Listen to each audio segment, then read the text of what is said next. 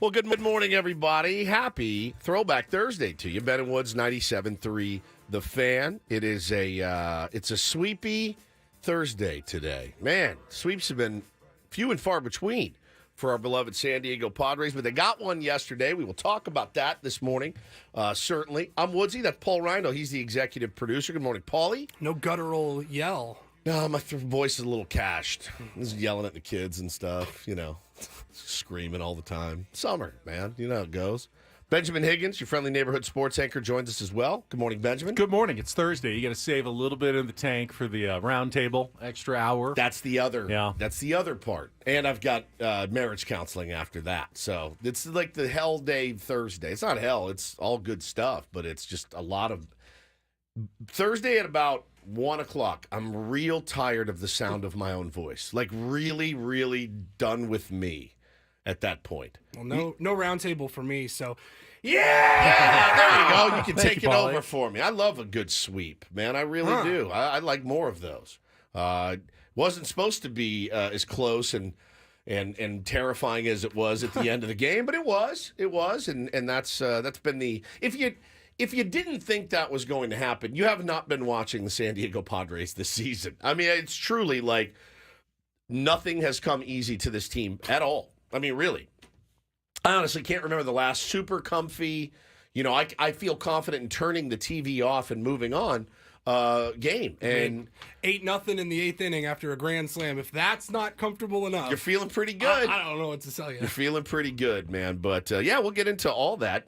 We had our member live stream last night. That was great. It was a lot of fun. I shared a lot of stories. And if you're not a member, you need to be a member. It's fun. You get to join us once a month. We do a live stream where all bets are off, the gloves are off, and Ben is nude on it. And it's a sight to see. It's a sight to see.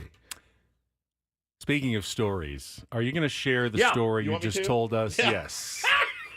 About our brand manager, This guy. Adam Klug, because that one can't wait. I know we've got 4 hours, God. but I feel like that one needs to jump right into foreplay. And I feel like he gave it to me to share. I did not ask him for permission to share, but I don't think he'd mind. He likes. Somebody said yesterday. I was making. He knows you well yeah, enough. yeah, by yeah. now. There's Well- an intrinsic There's like an understanding.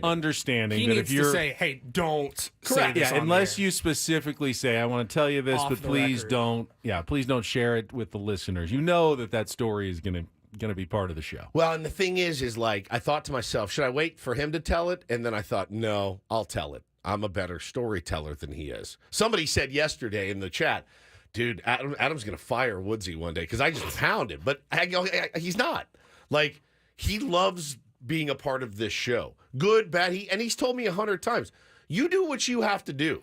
Like, hammer me for the show, right? Like, hammer me if you It's have to. one of his best qualities. It literally is one of as his a best leader qualities. and a boss. 100%. Like, and he knows good content's good content. So I love that man. And don't ever get it twisted. To think that I don't love him. I absolutely love him. Bar none, the best boss. Is it extra sweet because it's against the Dodgers? I mean, how do you hate that guy, dude? Well, There's we've had bosses that would not allow us there- to no question. play a clip no, making fun of them. No for- question. What is that now? 2.5 years we've been playing that. Yes. So I texted him because, again, it's weird for me when Adam's out of town. I talk to Adam at, I would say it used to be once a day. Now it's like maybe a couple times a week we'll check in and, hey, this is what's going on. This is what we need, whatever. And he will, share stuff with me that, things that we need to be aware of and whatever. So we're friends. Adam and I are good friends. So I texted him yesterday at almost 5 o'clock. I said, hey, how's the vacay? He writes back, I'm not on vacation. I'm traveling. Yeah. I'll do it in his voice. I'm not on vacation. I'm traveling. It's good, though. Just hectic seeing so much family.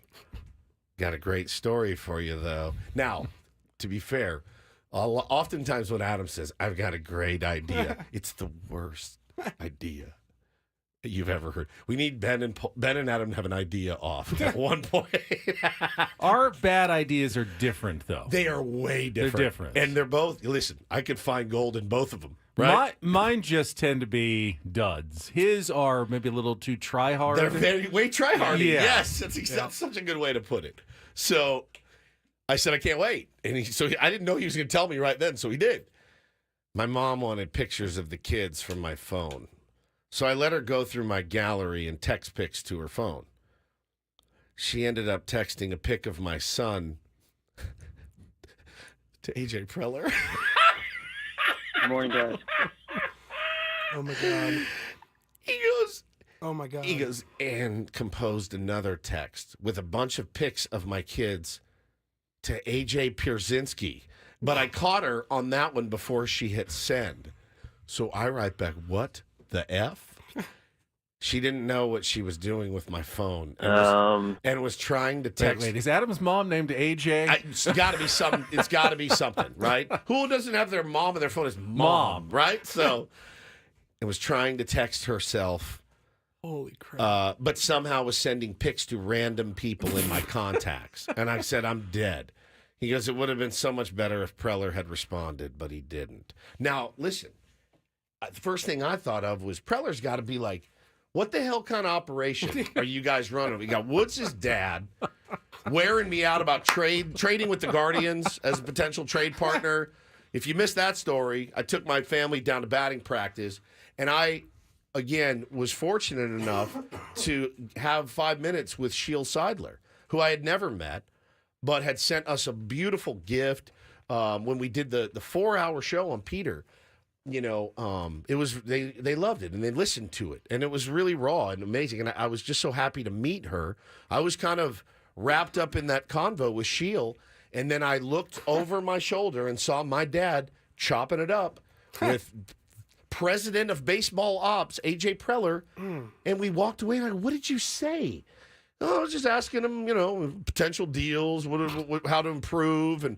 You know, I thought the Guardians might have been an interesting partner, but they're playing so well. I go, Dad, just shut up. Oh, Gary, Stop. I'm glad you asked. Jose Ramirez, actually, we're really close. Yeah, right? Like, so I thought about it immediately. I'm like, so he's got my dad wearing him out about potential trade partners.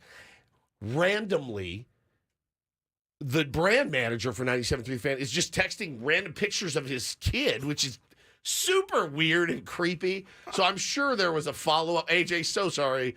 You know, but no response is what kills you. Hey, no problem. It happens. Like that just murders you. So, so far, going so well for Adam on his trip. Yeah, it's not a vacation. God. 3 kids, including a baby, going to see family. There's nothing relaxing about that. Nothing. None whatsoever. Across the country, like there's just. So he's. I was like, bro, that is such a good story. Finally, you hit one. Here's a question. Would you ever give your mom your phone? There would be things that I don't have like wieners or boobs or anything in there, but I don't. I have like memes and. I mean, I'm looking through right now. I probably would. There's nothing in here. That's nothing untoward. And there are a bunch of pictures of my kids mostly, but I don't. I would just say I'll send you some pics, right? Like I'll just send you.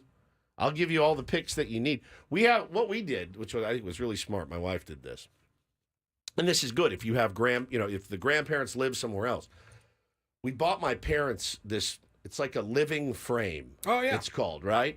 My grandmother has one. Yeah, and so Hannah will upload new pictures of the kids. So every morning when my parents wake up, they walk down to the living frame, and they just stare at it for an hour. And it's new, fresh pictures of the kids. So that way you're not.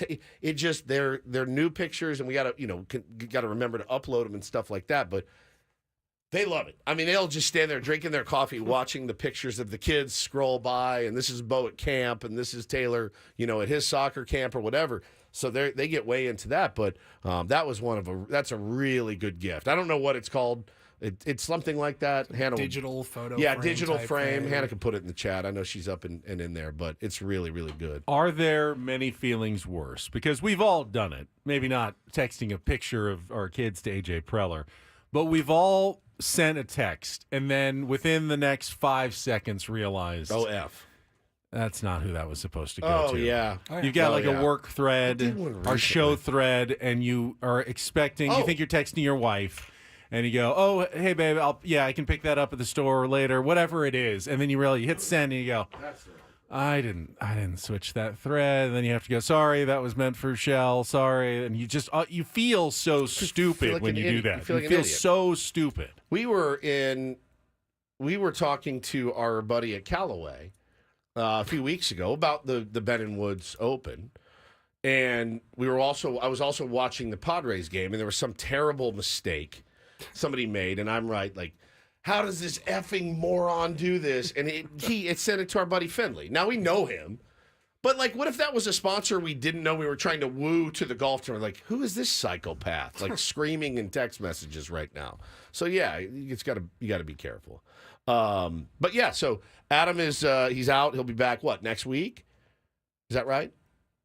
Yeah, next week. Anybody? I think he's going to be I'm back trying to see Monday. exactly what that text was now. Yeah, it's in there. No, It's in I there. remember it. Yeah, it was. Yeah.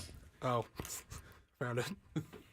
You said to the three of us with our buddy from Callaway, all caps, what the F are you looking for on a 3-1 count? Xander. Xander. And What then are you looking for? And then, remember, Callaway, Ben follows up with not Shoffley. Not Shoffley. Yes. We love Xander We love Shoffley. Xander Shoffley. Why? Simply the best. It's so Amazing. good. It's called the Aura frame, by the way, if you are interested in getting one of those for your parents or grandparents if they live far away. But yeah, it really, really works well. If any tier ones in the YouTube stream or on social media want to share their most embarrassing "I sent the wrong text" Oh, yeah, that'd be great. to the wrong person story, we're here for it this morning. This is a pretty relaxed Thursday after an early game yesterday. No game later today. The content would be appreciated by I the ended three of things us. with a girl that way. Oh. Unintentionally. How did that play out? Unintentional. Well, I mean, I was hoping to get out of that situation. Right? Just not that way. You texted someone else that you were Like kind the of rough draft? like, No, I need to break up with so and so, this is and my how fre- should I do it? And you actually sent it to Freshman year at college, had some fun with somebody. That's sex. He had sex with her, is what he's saying. fun. Could be any kind of fun. They went miniature became golfing. really annoying really quickly, and I wanted out. And I was texting a buddy, dude, this chick will not stop like bothering me. Like she's so effing annoying. Oh, Paulie. Didn't send it to my buddy because the next text I got was from her. She goes, "Wow, a-hole." Yeah. I go, "Yeah, I am. Got the job done, but not my finest moment. I'm not happy about it. You two still friends today? No, Yeah. no idea where she's at. Makes my stomach hurt. Yeah. Now, back in my day, we didn't have any. You just didn't have to answer the phone. That was the best part. You had to answer. Hey, it's Steve. Please leave a message. I'll call you back. That's it. You just didn't have to answer the phone. Whew, man, Paulie, It that's was- hardcore. When I tell you, my heart stops. That's can you You can put the two together, you're like, oh, you can no. unsend now, can't you? You I can think like it tells you. It still shows you like. what it said. I think so. Like it'll say like, Stephen Woods unsent a message, But you can't see the message. I don't know. Text me something. Melamel says he once sent a text that was about his boss, Oh, but actually sent it to his boss oh! and said, "Oh, I made that bleeper rich." I made that effer rich. All right, what does your phone say? I just sent you something and then unsent it. Let's see. On iMessage. Paul Reindl unsent a message. You can't see yeah, it? can't see it. Ooh. That's a game changer. But you don't know that you could see it really quickly. You could. You can't you had unring your the bell. phone If I in your had it, hand. You and I happen to saw- be like Yeah. there. Yeah. Ooh. You're just hoping that they didn't look at their phone in the last 15 seconds or whatever it is when you try to undo. I mean, it's worth a shot. the Yeah, text. Dominic says that's the subconscious acting on your behalf. You need to watch out for your subconscious for sure. Because you're like, I'm going to text Paul. I'm going to text something about Paul, and then you send then it you to hear- yeah. Paul. Jamie As- says, yeah, I meant to 100%. text my coworker about how much of an a-hole our boss was and actually sent it to the boss. I text Adam what an a-hole he is all the time, so I don't have to unsend any of those. Let's get into some San Diego Padres baseball. Great sweep yesterday for 8 innings. I mean, it was one of the better games the San Diego Padres played all season long, and just exactly what the doctor ordered. Kyle Higashioka is on the Linsanity run of all time right now, and just so valuable to this baseball team. Nobody could have predicted that one, Benjamin. Got an extra pair of Legion tickets. Going to give away. It's their final game of the season. We'll do that next. Set your Thursday menu as we get underway. 4+1 roundtable later this morning. Do not go anywhere. It's Ben and Woods. Get our first check of traffic with Kelly Danick on San Diego's #1 sports station, 97.3 The Fan.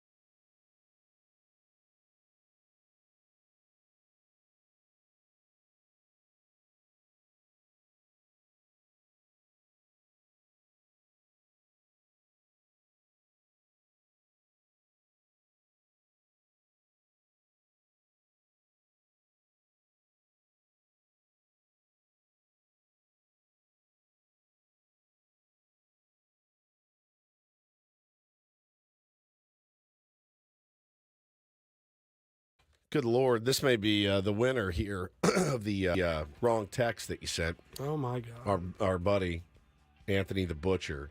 Girl customer. She used to order ground turkey by the case. Texted her, voice to text with my watch. I said, your ground turkey's ready. And my clerk yelled in the background, with my D. And it picked up, and I hit send. Oh. Oh, He my didn't God. say D, though. He said, yeah. The word. Like Rick. With my Rick. Isn't that funny? I can say with my Rick. I can't say the other one. Stupid business. With my Rick. And the Apple Watch heard it. Picked it up. He hit send. Oh, my God. So he said, I explained everything about it, or everything that happened. She was a great sport about it. He said, I almost killed my clerk. I then had to explain to my wife what happened because my texts go to our Mac at home. Yeah, ma'am, I have your ground turkey that I've prepared with my Rick. Right? How's that work? She's, excuse me? Wife sees Don't that think pop I up on want the that computer. turkey anymore. I'm going to pass. Yeah. I'm going to pass on that ground turkey. So gnarly. Yeah, and she comes. You're like, ma'am, I'm so sorry. This idiot over here. And then how about the fun boy over there yelling that from the background? Like, He's just in the bro, background. this is a customer. Yeah, he's throwing his hands over there like, got him. So I could get fired for this. Bro, 100%. And like sued or something, like sexual harassment Oh, with God. my Rick. That's exactly how he said it, by the way. I wasn't there, 100%. but I know he's like, with my Rick. I know it. I know it to be true. What about Jeff here on Twitter? Said I was once sending a text to my wife. Looking forward to date night. Love you. But I sent it to my son's nanny. Oh, that is so far beyond the realm of okay. To where she's like, she looks at you and she's like, I'll take you at your word. Or were you just fishing? Were you like throwing this out there just to see? Well, back to Anthony the Butcher. Oh. He has given us the update. She was down. She said, Anthony, I'm blushing. Ooh, we had a playful customer. A very playful. Down for what? For him to do that in her turkey, or to use the turkey? What a freak. I mean, I'm not here to kink shame anyone. No. If you like your turkey a certain way, prepare it a certain way, who am I to say that that's the wrong way to prepare it? Certain poultry fetish. How does that feel, I wonder? Oh, man. Man, turkey. You know, we've all seen American Pie. I Pie, was thinking the same thing. American Turkey. Don't get any ideas out there, you deviants. That's something else, man. That is something else. All right, let's go talk some baseball, I guess. It's a weird transition, I feel like. Here's what we've got coming up for you. Setting the menu for our Thursday program. We'll get right into our Padres wrap-up of yesterday's 8-5 win. I think we'll just call it the Kyle Higashioka game yesterday with a good side of Dylan Cease as the Padres completed their sweep of the Washington Nationals. On a Throwback Thursday at 7:10, we'll play a little real or fake, try to qualify another listener, Tier 1, for the trip to Las Vegas at the Fontainebleau, the concert tickets, $150 poolside dining credit. Don't do this at 7:20. We have an update on one of the more unsavory college coaches that we had yesterday, and don't do this. What happened in the last 24 hours with Jim Schlossnagel. So that's coming up at 7:20. In our second half of the program, Eno Saris will join us for his Smart Baseball Weekly segment at 8:35. Paulie's Ryle Report, and, of course, getting you ready for the old roundtable at 10 o'clock this morning as everyone files their way in. It's once again... Don't ask the question. Do not every ask the single question. week. It's completely a 180 from the week before. You're right. 3 weeks ago, or 2 weeks ago, everything was great. Padres were on a roll. Looked like they had turned a corner. Last week, say it. coming off a miserable week. What's wrong with this team? This is awful. Everything is falling apart. And, of course, this week, going to be all sunshine and roses again in the roundtable. I'll say what I said a couple of weeks ago. Nothing we ever say about this team seems correct or meaningful. Correct. You're right.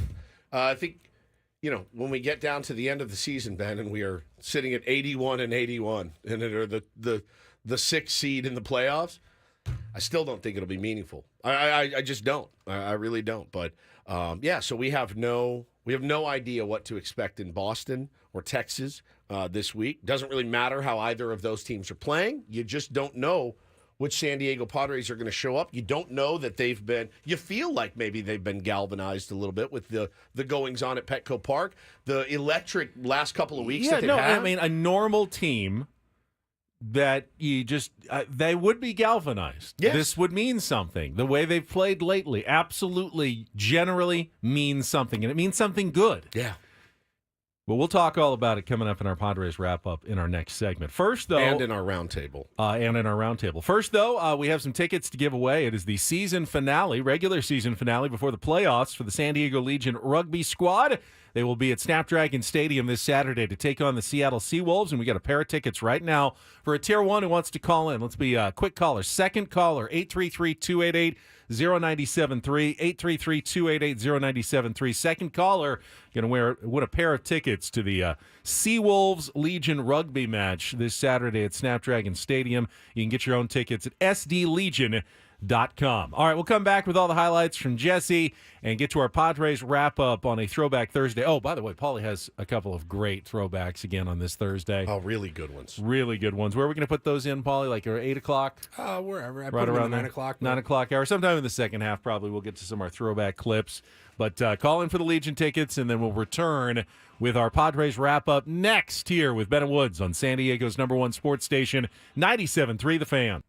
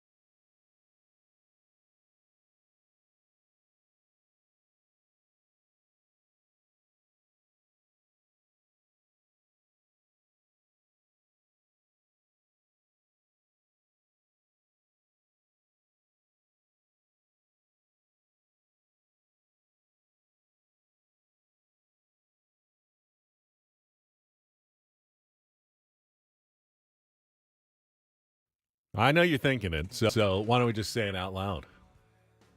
When Luis Campusano comes back from the injured list, do the Padres have a catching controversy on their hands all of a sudden? No.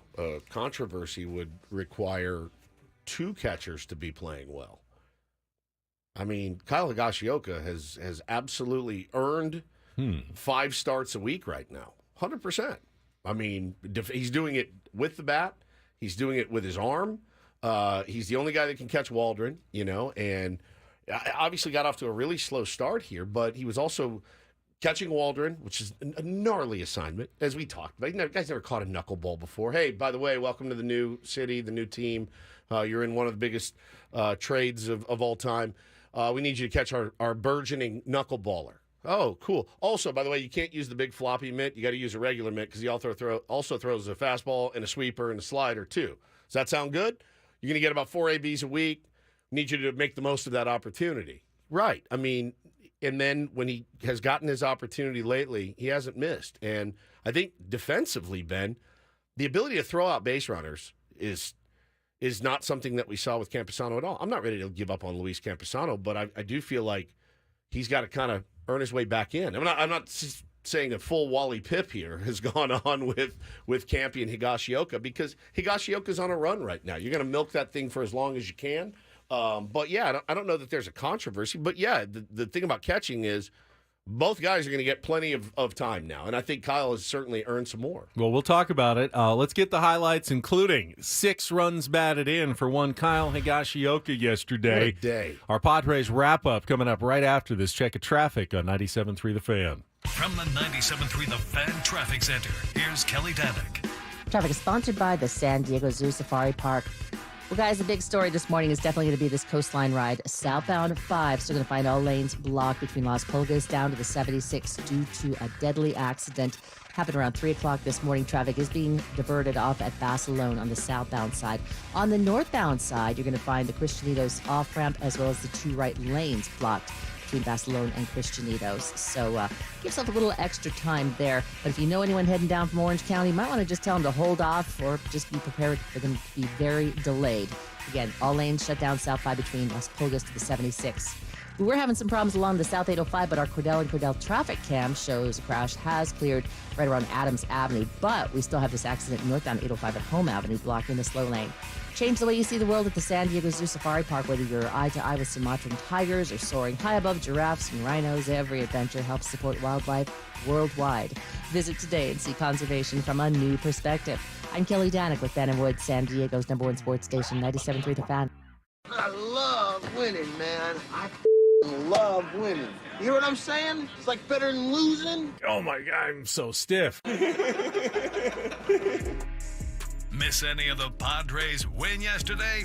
Ben and Woods didn't. What up, crew? We've got you covered with all of the highlights. I like it when the Padres win. Yeah! Yeah! It's the Padres Wrap-Up, presented by Hamul Casino. With thrilling slots and tables and all the best rewards, Hamul Casino has all the fun you're looking for. Hamul Casino, fun above all else. Yeah! Give me a do damage. Do damage! It would look nothing the same as this one is launched down the left field line. Fair, a home run. Second balcony Western Metal, which has sort of become the Higashioka zone. A 2-run shot and a 2-0 Padre lead. Johnson squares to bunt, takes high, goes to the backstop. Eggy charging home, he'll score. Throw from Millis ended up hitting Rosario as he slid into home plate. Looks like he's all right. And the Padres on a wild pitch add on. It's 3-0. Here's the 1-0. Profar hard hit up the middle into left center and a base hit. Higashioka will come in and score. I'm out some more for Jurickson Profar. An RBI single and now a 4-0 Padre lead. Again, the 1-2 pitch swung on and missed. Strike 3, he's got it. Strikeouts 7, 8, and 9 in a 1-2-3 top of the 6th inning. Here's the pitch. And that's hit in the air to deep left field. Did he do it again? Oh boy, did he! Third balcony Western Metal. And the Padres have gone slam Diego against the Nats. 3-1. Thomas swings. It's hard on the ground beyond the dive of Rosario and down the left field line. Young going to score easily. Nunez very fast on his way. He'll score as well. It's a 2-run double for Lane Thomas. And now an 8-2 game here in the top of the ninth inning. Morejon delivers. And a breaking ball hit in the air down the right field line. That's a fair ball. Going to go all the way to the corner. Thomas on his way home, and that's just being waved behind him. The throw comes into Cronenworth. No relay to the plate. It's a 2-run double for the second time here in the ninth inning. And all of a sudden, 8-4 San Diego.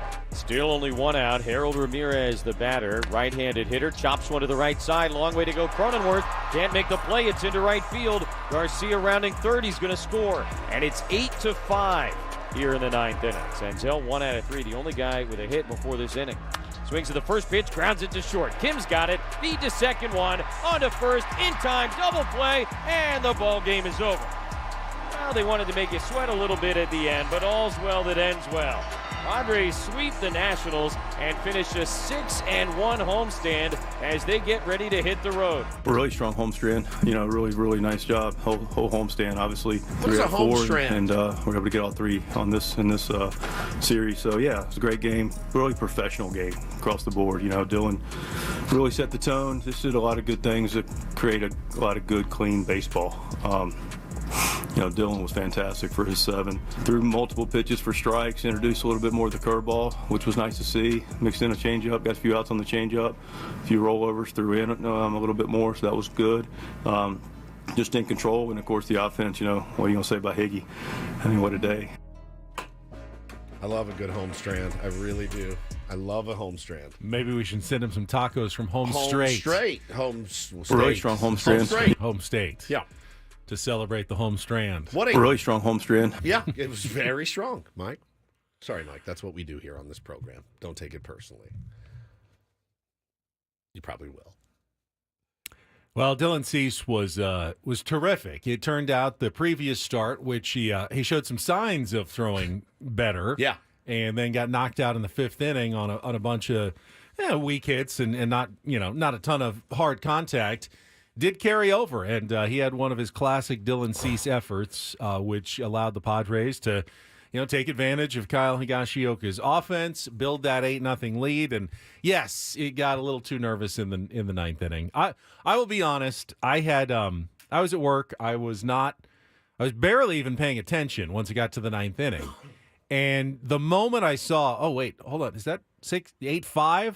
It was already hitting into the double play to end the game. So I never really had the chance to panic. It was over before I really got into full panic mode. Here comes the tying runs and on deck. What's going on here? Oh, Robert Suarez is up again, but they did, as Jesse said, nipped it in the bud right before it got to truly, here we go again time. I do like the phrase "all's well that ends well." Yeah, 100%. They're gonna try to get some knocks off of a not great pitcher right now, Tom Cosgrove, and they did. And credit to them for getting 5 runs.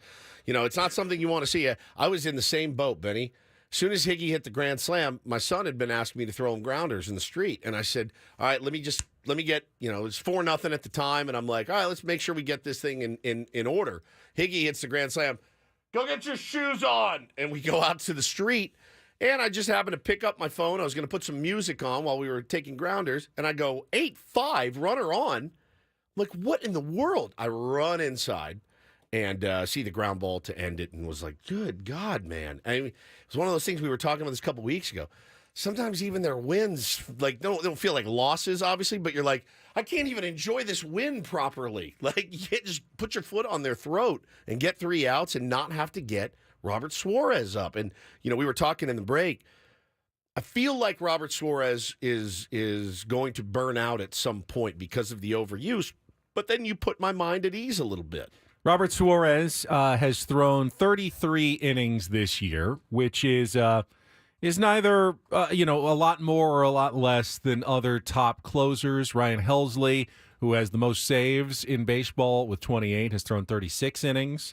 Emmanuel Clase, so good, .7 ERA for the Cleveland Guardians. He's thrown 38 innings, so 5 more innings than Robert Suarez. Even Josh Hader, who has not had a great season with the Houston Astros has thrown 35 and 2/3 innings, more than Robert Suarez. Now, there's other closers that are around 29, 28, so Suarez has definitely thrown more than some of the other guys, but yeah, his usage doesn't stand out in the crowd among top closers in Major League Baseball. This year, it's right in line with where it should be at this point. And again, I don't watch enough Cardinals games or Astros games to know how many times they've had to get Josh Hader up to get loose, letting late runs. I don't, and that, look, that counts. What did Eno Sarris say?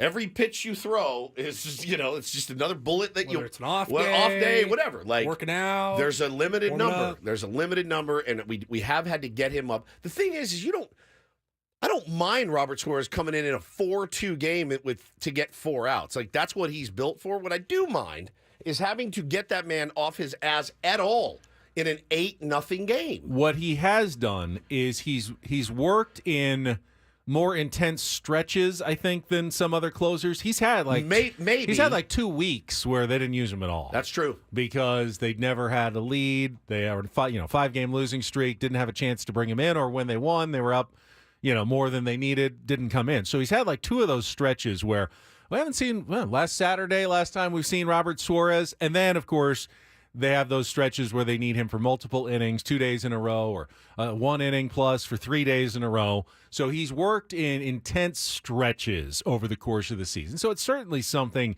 you do want to keep an eye on. Oh, and they definitely are. They definitely are. They've done a good job at managing him yet. It's not his fault. It's not his fault that he's had to get up and get loose. And because there's been games where it wasn't a safe situation, and Mike Schultz like, enough. I've seen enough. I'm going to go to the reliable guy that can get us this dub. I really have no problem with that whatsoever. Like, does anybody else have a problem with that? Nope. Knowing you can't pick up the phone and count on, at this point today, really anybody else but that guy to get you a huge out, even if you're up 5 runs. But even Morahone needed a mound visit. 100%. If this team made sense, I would say. But the worst is behind them. They just finished a stretch of 26 games in 27 days. There are plenty of off days on the calendar coming up, especially in the near future, with the All-Star break, with an off day today, another off day on Monday, 2 more off days on the final homestand before the All-Star break. There's no real need to worry about bullpen rest and usage for the next 3 to 4 weeks. There's going to be plenty of chances to get guys off and get guys rested. My only worry is, of course, that nothing about this team makes sense. Because one thing I know about baseball is that when you are at the end of a really long stretch of games without an off day, and your team at the end of that stretch has to put several key players on the injured list or doesn't get players back that they're expecting for their starting rotation, you are setting yourself up for a really rough stretch. All teams go through them. Schedule turns against everybody at some point, and you go, this is going to be a rough week and a half coming up here. No off days. We're already beat. We're already battered. We're not playing great. This is going to be maybe the toughest week of the season. And when you'll go back a little over a week as they're going into that last game in Philly before the homestand. They're beat up. They're getting hurt. They're getting more injured. There's no off days. They've got to come home to face a first-place Milwaukee Brewers team, a red-hot Washington Nationals team that had won 11 of 15. You go, this is going to be a disastrous week for the Padres. This could be one of those 1-6 homestands that really puts them behind the 8 ball for the rest of the season. That's what a logical team. That's what makes sense. The Padres don't make sense. They go out and, with all of those things working against them, have their best homestand of the year by far and go 6-1. Make it make sense. I don't know. I don't know why they did it.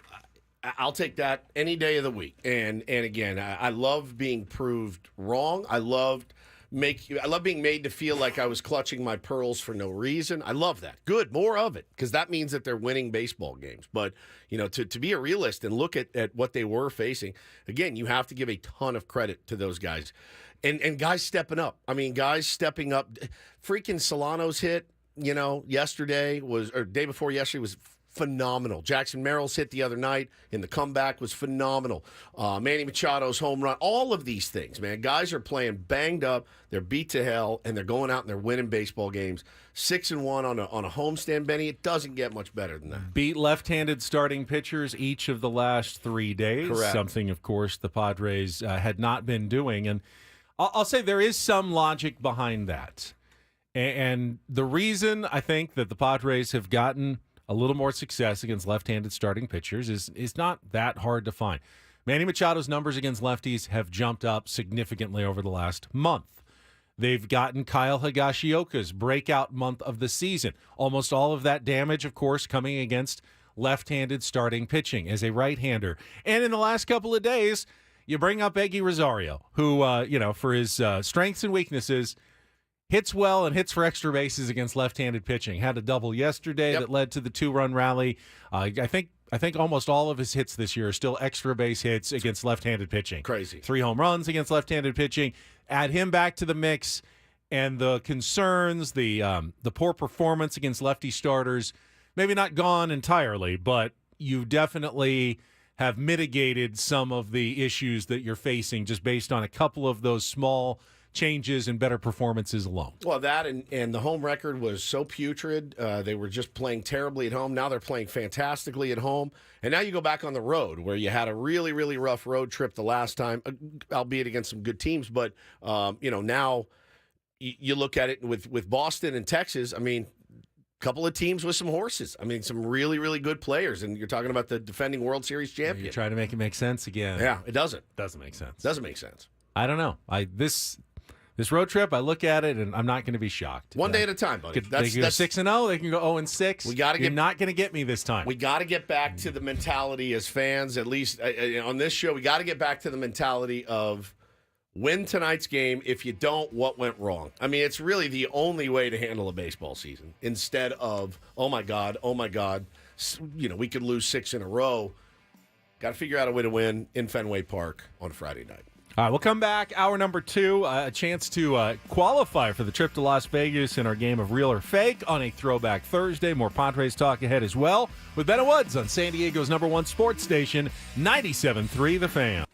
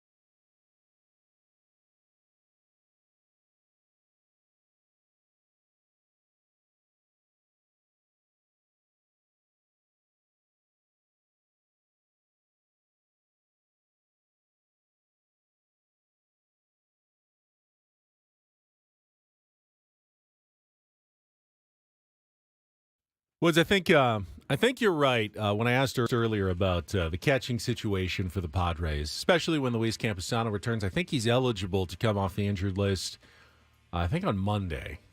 So he'll be out for the Boston series, and I'd imagine we'll see Higashioka at least 2 of those games.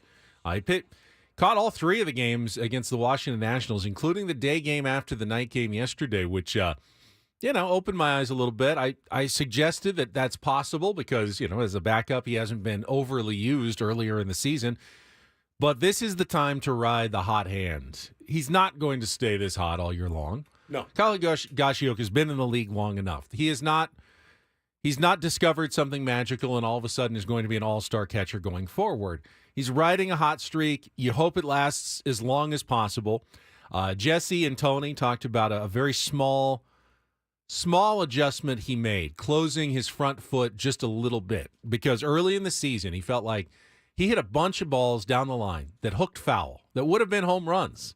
I remember, felt like every other game Kyle was hitting, he was going 0 for 4 when he did get a chance to start, but at least once during the game, he ripped one down the line that went about 6 feet foul and would have been a home run. And he said, just slightly close the stance a little bit, and now those same line drives that are 103, 104 miles an hour off the bat are staying fair and heading right to the Western Metal Supply Company. Third deck of the Western Metal Supply Company. That's big boy I like the one that territory. went into the suite, the 2-run incredible. shot. Just went right into the door and disappeared. The guy went in and pulled it out of the buffet or wherever it ended up. Out of the nachos, as Mud said. Onto one of the sofas in there and then pulled it out and showed everybody. But right now, he's hot. You got to ride the hot hand. The Padres will need Luis Campusano quite a bit over the rest of the season.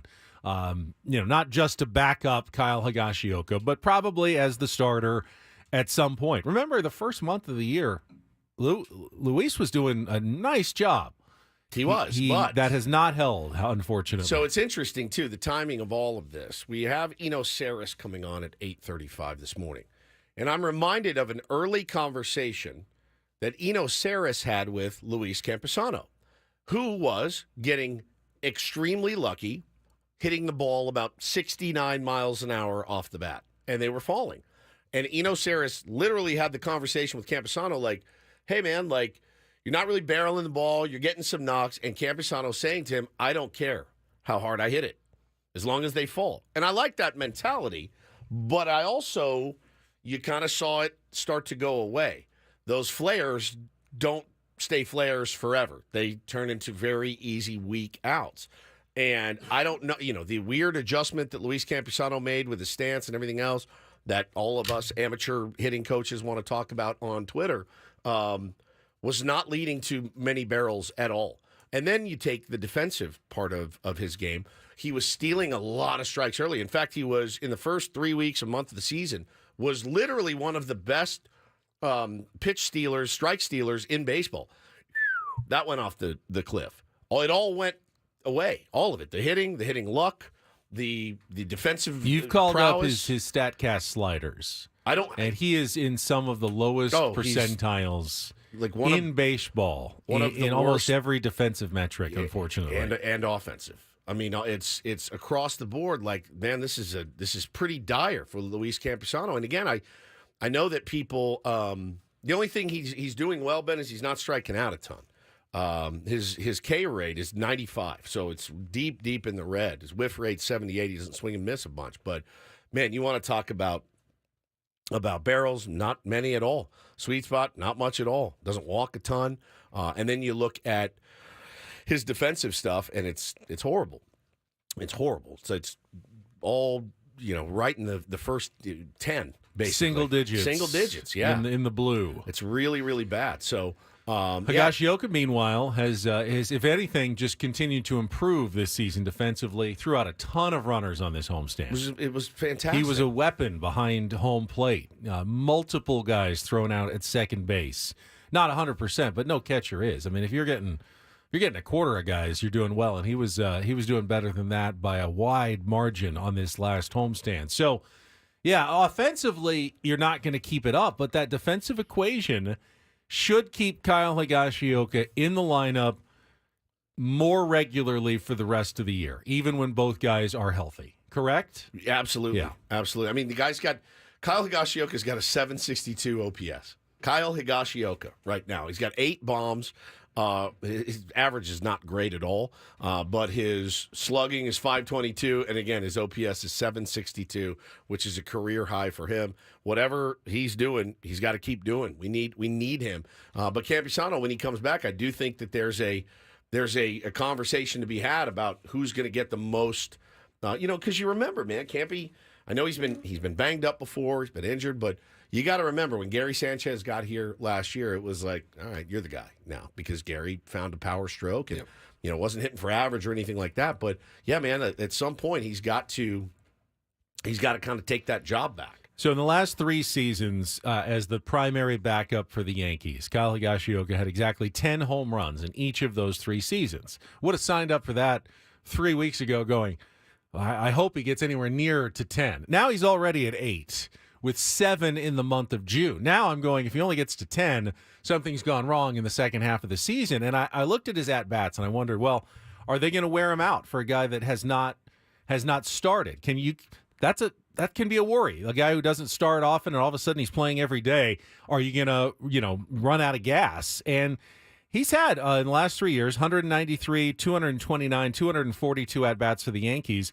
Only has 92 so far this year, even with the recent, extra play with Campusano on the injured list. So, he's on pace for the fewer at-bats than he's had in any of the last 3 years. So you can up his usage in the second half without worrying too much about, wearing him out in the second half of the season. Go ahead. Let's see more Kyle Higashioka going forward. I mean, it got to the point people were upset the other night when Schilt pinch hit David Peralta for Kyle Higashioka. That is not something that anyone would have tweeted, back in April or May. Nobody would have said, what is he doing? You got to let Higgy hit. He already hit a bomb this game or whatever, like one of our hottest hitters. Yeah, if you're looking for a single, though, he has 7 of them all year. He has more home runs than singles this year. It's insane. It's insane. So, yeah, man, what a perfect addition to the team right now, stepping up. I mean, 6 RBIs yesterday. It's bananas. That's bananas. So it's nice that Slam Diego lives again. Oh, I wanted to ask you about that. First, though, we need a contestant for Real or Fake. If you want to play our game and try to qualify for a trip to Las Vegas, give us a call right now, 833-288-0973, 833-288-0973. We're about 2-3 minutes away from our game. So that is, so remember, back during the pandemic, the original Slam Diego, when the Padres hit grand slams in 4 consecutive games to set a new Major League record. And we were broadcasting from the Corona Cave. And after they did it 3 times in a row, you said, if they do it one more time, if they get another grand slam today and make it 4 in a row, you said, I'll do the next show in a diaper. Yes, wear a diaper. Wear a diaper and nothing else. And you did. Wasn't it Hosmer that got me? It was on the last game. Guy's always getting me. So we're halfway there. What's the number here? Is it 4 again? Is it 5? Do they have to break the record? Break the record. So if they hit grand slams in every game at Fenway Park this weekend, you'll show up Monday morning here to our Odyssey Studios, not the Corona Cave. If that's what you want. Odyssey Studios in a diaper. Yeah, if you want it. I'll do a Morgan Wallen haircut, too, which is like my nightmare. I would do that. 5 grand slams in 5 consecutive games. Yeah, I'll wear that for the squad. Still a long way to go. Long way to go. You got to get the bases loaded a few times. Anthony Butcher says nude. Nobody wants to see that. Haas hits one well into deep right field. I thought he got it all. Rushed. Grand slam home run, San Diego Padres. Where have you heard that before? And this ball game right now belongs to the San Diego Padres by 5-2. It's unbelievable. It's uncanny. It's record-setting. Tatis on Monday, Myers on Tuesday, Machado a walk-off on Wednesday, and now Eric Hosmer on Thursday. Major League history. It's insane. Insane. 4 straight games. Slam Diego. It's nice, man. Nice at Slam Diego. Is that 3 this season? That's 3 this season. Let's see. Jake had one. And then Bro and Higgy. Yes. Is that it? If not, maybe 4. Maybe that was the 4th one. One or two there more. might be one more there. Does Provar have 2? No. Oh, yeah. Yes, yeah, he he's does. got two. He's got 2. Yeah, we've got He's 4. got 2. That's correct. Yeah, Pro got 1. San Francisco. That's right. Now, That's remember right. last year they didn't have one until, Gary Sanchez, I Yes. think? It was like late in the season. Late August or early September or something. Yeah. So now we got 4. That's great. Slam Diego lives. It's a real thing. It's good to have it back. Yeah, I love Slam Diego so much. 4 runs on 1 swing is pretty elite. All right, I got it in the chat, guys. I know Pro has 2. We said it. It's fine. Profar. Profar's got 2. Yeah. How many does Profar have, by the way? If you guys could let me know in the chat, that'd be 1. great. Oh, yeah, winning in San Francisco. Good Lord. So, yeah, well done by the fellas getting that sweep yesterday, the ninth inning notwithstanding. But, yeah, man, I'm excited to see what we can do against the Red Sox and, of course, against Boch's team, the Texas Rangers. How are they right now, Ben? I haven't heard a lot Under about 500. them. Are they? Yeah, not doing well. But, no, I mean, after a really slow start, they've kind of stabilized a little bit, but not playing well by any stretch of the imagination. All right, you ready for a little real or fake on I am. Throwback Thursday? All right, let's get to our game. Some are here for the compelling sports talk with Ben and Woods. Yeah, you can go plow through another donut. It's time for Real or Fake on 97.3 The Fan. Tell the people what they'll win today.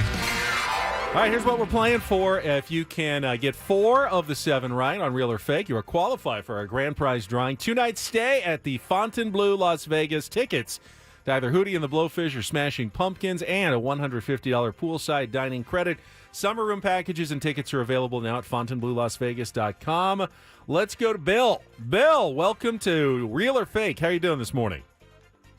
Really good, Ben. Thank you. All right, you are our contestant. Again, you're looking for a 4 of 7 right. We are in the middle of the NBA draft. Yesterday, Woods was testing himself on team logos. What about team nicknames? I have a list of NBA teams dating back to the league's birth in the 1940s. Today on Real or Fake, I'll give you a city and a nickname. You tell me if it was a real team that was once a part of the NBA. Yeah, Woods. Or a fake I've thrown in to fool you. Bill, you ready to play? Woods is your lifeline if you ever want to use it. All right, here we go. Round 1. The Wichita Braves. Real or fake? Wichita Braves.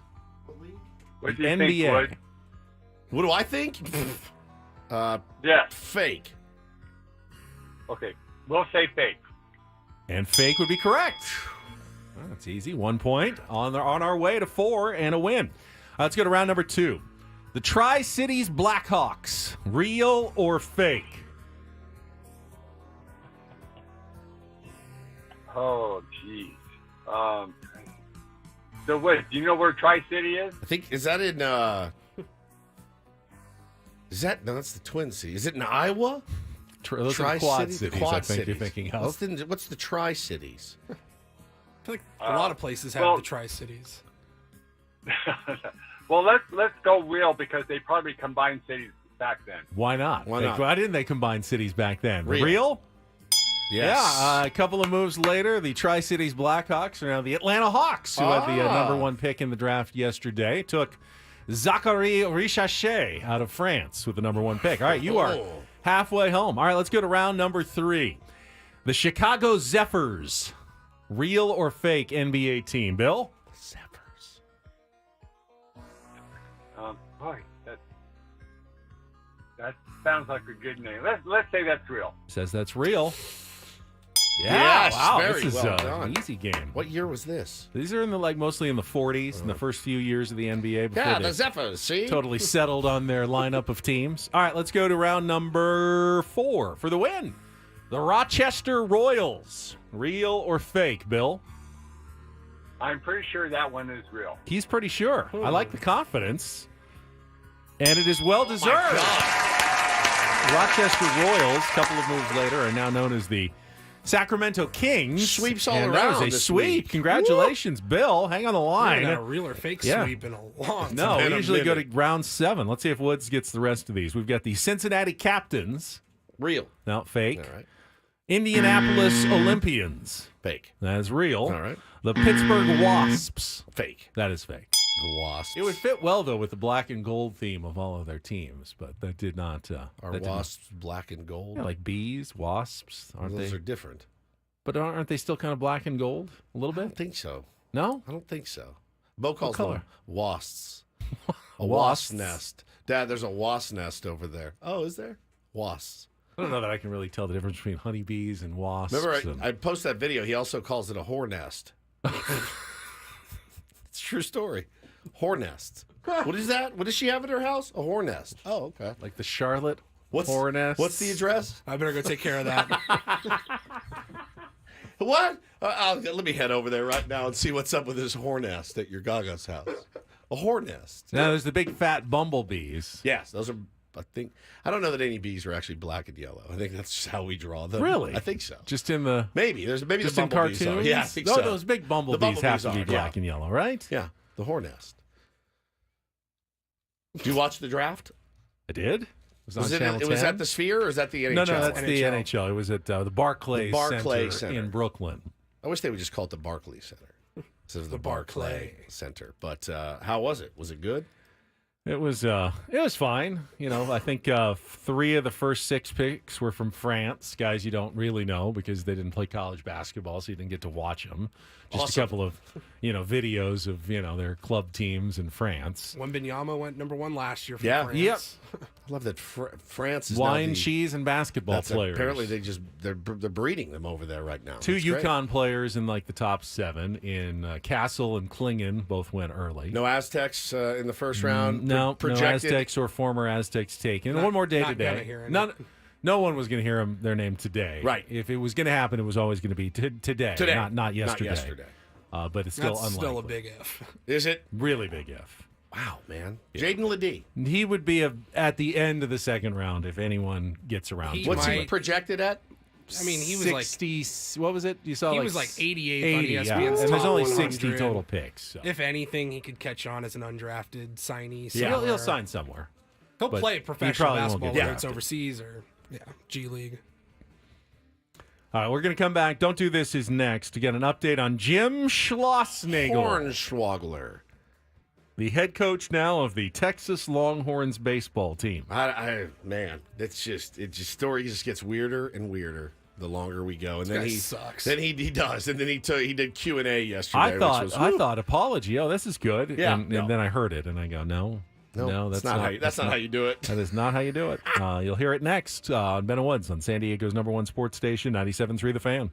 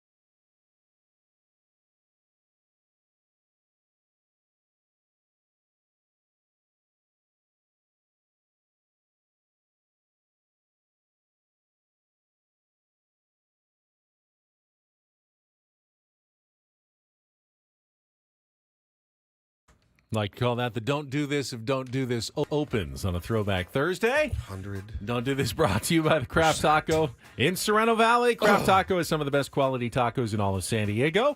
Go to thecrafttaco.com. Take a look at their happy hour specials today. Thecrafttaco.com. You know, it's our show. We could bang that if we wanted to. It's our show. We control it. True. Paulie likes to throw it in to torture us. I think so. Every time I'm a bad boy. Weekly, don't do this for us. Go ahead. So yesterday on Don't Do This, if you were listening, you heard from former Texas A&M head baseball coach Jim Schlossnagle after his team had just lost in the championship series at the College World Series to Tennessee.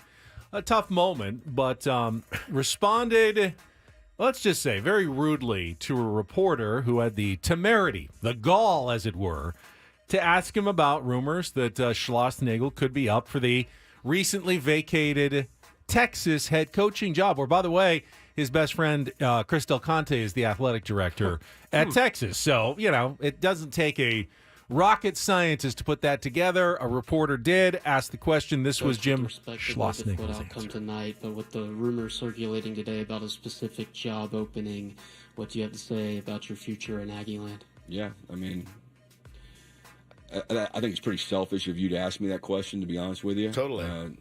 But I left my family to be the coach at Texas A&M. You didn't have to. I took the job at Texas A&M to never take another job again. Right. And that Until hasn't tomorrow. changed in my mind. In my mind. On paper, it has. That's unfair to talk about something like that. That'd be like you asking Montgomery if he's going to sign in the draft. But I understand you got to ask the question. But I gave up a big part of my life to come take this job, and I've poured every ounce of my soul in this job, and I've given this job every single ounce I can possibly give it. Write that. Okay, he took the job. The Follow-up next day. question, Montgomery, are you going to be In the leaving signing, school for right. the draft? All right, well, if truly he then the next day committed to Texas A&M, like lifetime contract, I'd go, when the game... all right, put your money where your mouth is. Back up your words.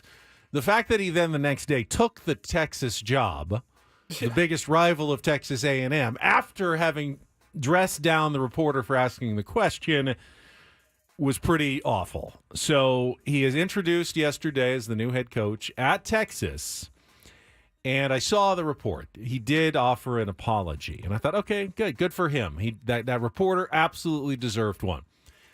Then I heard the apology, and I go, all right, this is back, and don't do this again, Jim. Here's Jim Schlossnagle, now member of the Texas Longhorns.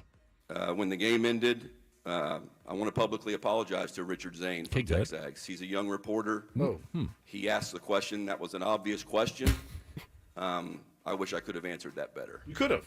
Do you think so? But in the moment, 30 minutes after the last pitch, all I could think about was our players.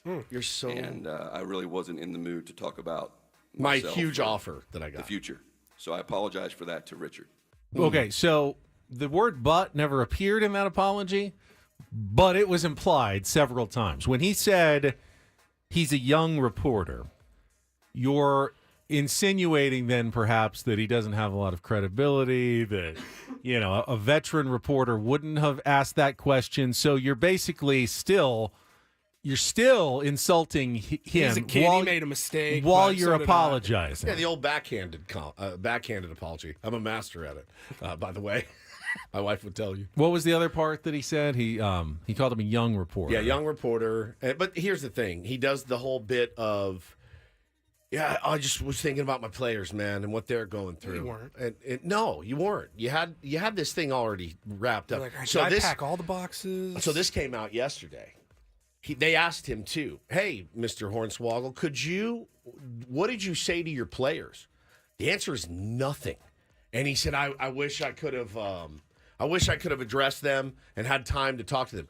Everyone astutely pointed out, buddy, you had a bus ride and a flight with your entire team, and you didn't tell anybody. And Zoom your exists plan. nowadays, too. Bro, Really. Text messages exist. Anything. Now. Hey, y'all, it's your coach. I'm out of here. I love you. Appreciate it. I mean, really. Maybe the offer never came through until after the game, after he had gotten home, and it all came together in about 2 hours. That's what they want you to believe. Now, does he get his family back, or does he have to? Leave them again? No, How does this they work? love Austin, so they're coming with me to Austin. It's just, again, man, like, I'm telling you, if you had a kid. Now, the other thing, too, yesterday what happened, and I have friends that went to A&M, I have friends that went to Texas. I talked to my Texas buddy yesterday. He's afraid to text our mutual friends that went to A&M because it's so heavy down there, like with message boards, and he did this and they did that. So all of these kids yesterday from A&M, because they don't know who their next coach is going to be, they have no idea. All these kids that committed to him have now entered the portal, but you have to enter the portal by July 1st or you're ineligible. So again, they may end up staying at A&M depending on who the coach is. They may end up following him to Texas. They got 4 days to figure I mean, all that Texas out. A&M and Texas are massive rivals. That's like Ben. That's like transferring from UCLA to USC. It is, bro. The Ohio State to Michigan. It's not gnarly. really done very often. It's just gnarly. Like, they hate each other. They hate each other. There's no question. And so to have this go down like that, it's always weird to me too. You know, the day before you're an Aggie and you bleed, and I took this job to only be an Aggie. Literally the next day you're in burnt orange and you're like, look, come Horns. I mean, I know that's how it works. I know it is. You have to embrace it and dive in fully. Gross. But it is gnarly. It's gnarly. So, yeah, that was a really interesting story yesterday. You thought we were, you thought we might be done with Haktua, but apparently we're not. And You gotta give him that hawk too and spit on that thing. You get me? yeah, I get you. I do. I get you very much. Hawk Tua. That's going to stay forever. Hawk Tua. Hawk Tua. It made its way, Ben, into the broadcast of not a minor league game, a major league game between the Atlanta Braves, St. Louis Cardinals. I don't know who's who, but I'm just going to play you this audio. Hawk Tua dropped He in just the air. spit on his shoulder as he was sitting there and went to spit, a little humid out, I guess, and mouth getting a little bit dry. Didn't quite clear his arm and just landed right on the shoulder. Hawk Tua. Let's do it again. When middle-aged baseball broadcasters are using it, it's completely jumped the Hawk shark. Tua. That was a very whirlwind 3 days. She has made Hawk Tua $65,000 in by selling Hawk Tua merch so far. Hawk too. I'm kind of not over it yet because I like her. Caitlin says, "Please stop." I can't. I mean, I was just reporting the news here. Don't shoot the messenger here. Do this. All right, do this for a Thursday. DD mega doo-doo. And today I will definitely be pulling for golfer Nick Beans in the first round of the Rocket Mortgage Classic in Michigan. You may have seen this story. Monday Q Info, Ryan French was chronicling it. This past Monday, Nick Beans entered the Monday qualifier. They have these before pretty much every regular PGA Tour event where, 100 guys will go out and like 3 will qualify for the PGA Tour stop that week. You got to shoot usually 6-7 under to even have a chance to make it. But this isn't. He's not like a touring pro golfer. Most of these guys are Korn Ferry Tour veteran players who are trying to work their way into another extra event. He's just an employee at Golf Galaxy. He's never Golf Galaxy. He's never competed in any tour sanctioned event before. I mean, he's a good golfer, but yeah, of course. Just and has the day of his life. Shoots He's just a guy. Just a guy. Shoots a 7 under 65 at the qualifier in Washington, Michigan, at the Orchards Golf Club. But he got to wait then because only 3 or 4 spots for the entire tournament, and he sits there all day, and he's just waiting and decides I better have he has a couple beers and has a third beer, and finally they say he's hammered. Guess what? You have made a playoff. There's a playoff now for the final spot. Goes out and an 8-hole playoff. He pars every single hole, and on the 8th hole, he qualifies to get in his first PGA Tour event. 3 beers in. That is effing 8 unbelievable. playoff holes after a 7 under 65 and like a 2 or 3 hour wait for the playoff. And this guy has been doing interviews, Pat McAfee show all over the country, talking about I had to get time off work at Golf Galaxy. I'd ask you to. I mean, I was supposed to work this weekend, but I'm playing at a PGA Tour event. Hey, I don't think I can give you the day off. Adam, I just qualified. What is the tournament? The Rocket Mortgage Classic. I just qualified for the Rocket Mortgage. But we have a round table today here at Golf Galaxy. You know Thursday's the day the new clubs come in. We got to stock the shelves. What am I going to do? So you can't good. just take the day off. So I will be. He's the last guy off the tee this morning. Is he really? Yeah, 2:22 in the afternoon. Oh, the final my God. afternoon tee time. I was playing with a couple of other nobodies. How's he but feeling right now? Just very nervous. Like very nervous. Terrible. Hopefully, got a couple of sponsors this week. I know they put his Venmo out, and like the first day, people sent him almost $15,000 to help cover the costs of, getting hotel and whatever, and going and entering. So good luck. So cool. Nick Beans, it's Bienz. Nick Beans in this weekend's. He makes the cut all of a sudden. Big payday. Kick some ass. So good luck to Nick, and maybe you won't have to go back to work at all at Golf Galaxy after this week. And that's Don't and Do This for a Thursday. That was Don't Do This with Ben and Woods on 97.3 The Fan. All right, now that Padres have a day off, All-Star break is approaching. Trade deadline's right around the corner, Woods. The rumors continue to persist involving A.J. Preller, but unlike A.J., hasn't pulled the trigger on anything lately. Morning, guys. There's something in the works. Are the Padres going to be more active thanks to their 6-1 homestand? We can talk about that coming up next. Ben Woods on San Diego's #1 sports station, 97.3 The Fan.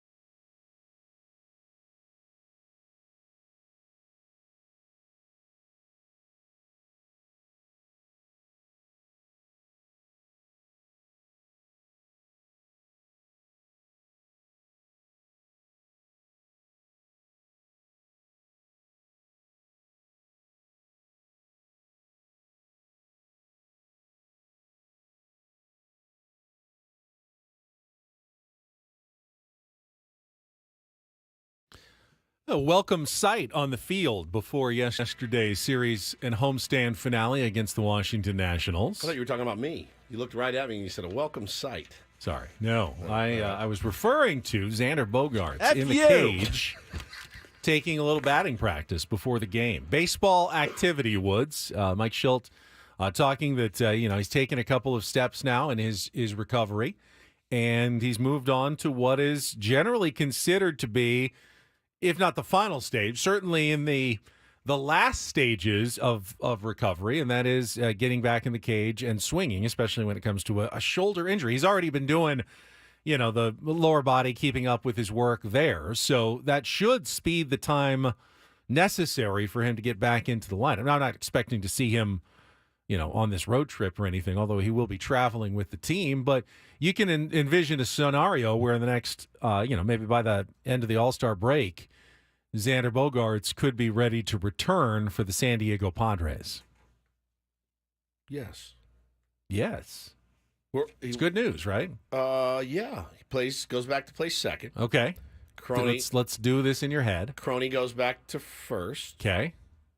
Luis Arise, who Mike Schilt said yesterday has a ouchie. Ouchie? He said that before. What was it, a hand? Hand ouchie. Ouchie? He said that before earlier It's his in the way season. of saying... Jackson Merrill got a little ouchie. That's right. Something it was Jackson Merrill. Hurt but not injured necessarily? Because there is a difference, right? Or do you not see a difference? No, I know the the difference. Like my kids say ouchie. Right. Actually, they don't. They don't even say ouchie. No one does, actually, except for Mike Schilt at this point. An ouchie. Yeah, he's got a little ouchie on his hand. The way I look at it is that it wouldn't be entirely accurate to say he's just getting a day off to rest. There's an ailment that we would like to get him, give him a break from. But it's not serious. But it doesn't come to the level of like we need to send him to the doctor to treat anything. It's just it's an ouchie. It's not a boo-boo. It's not a strain or a sprain. It's just an ouchie. A little boo-boo. Yeah. All right. So he comes back. He goes back to second base. And Jake slides back over to first. Luis Arise DH, which he does not really like doing. But, he does give you a little more flexibility.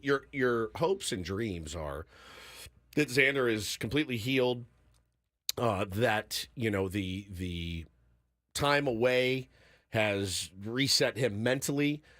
Did you see the picture of him and Manny the other day that I think Darnay tweeted out, but he had found it on the Padres photographer had tweeted it out. Manny hit that home run, and Xander had him around the head.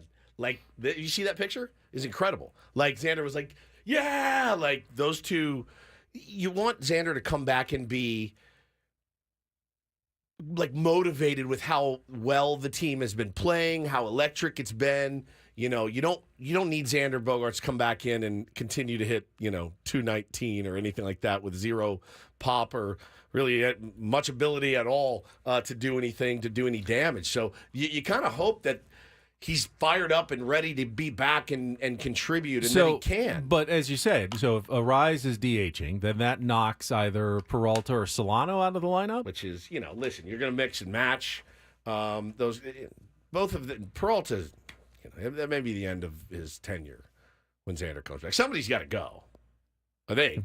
Someone needs to bump into the outfield. Bryce Johnson's not an everyday fielder, and no. Tatis is going to be out for what it seems like a while. Right. A month seems optimistic Very at this optimistic, point. yeah.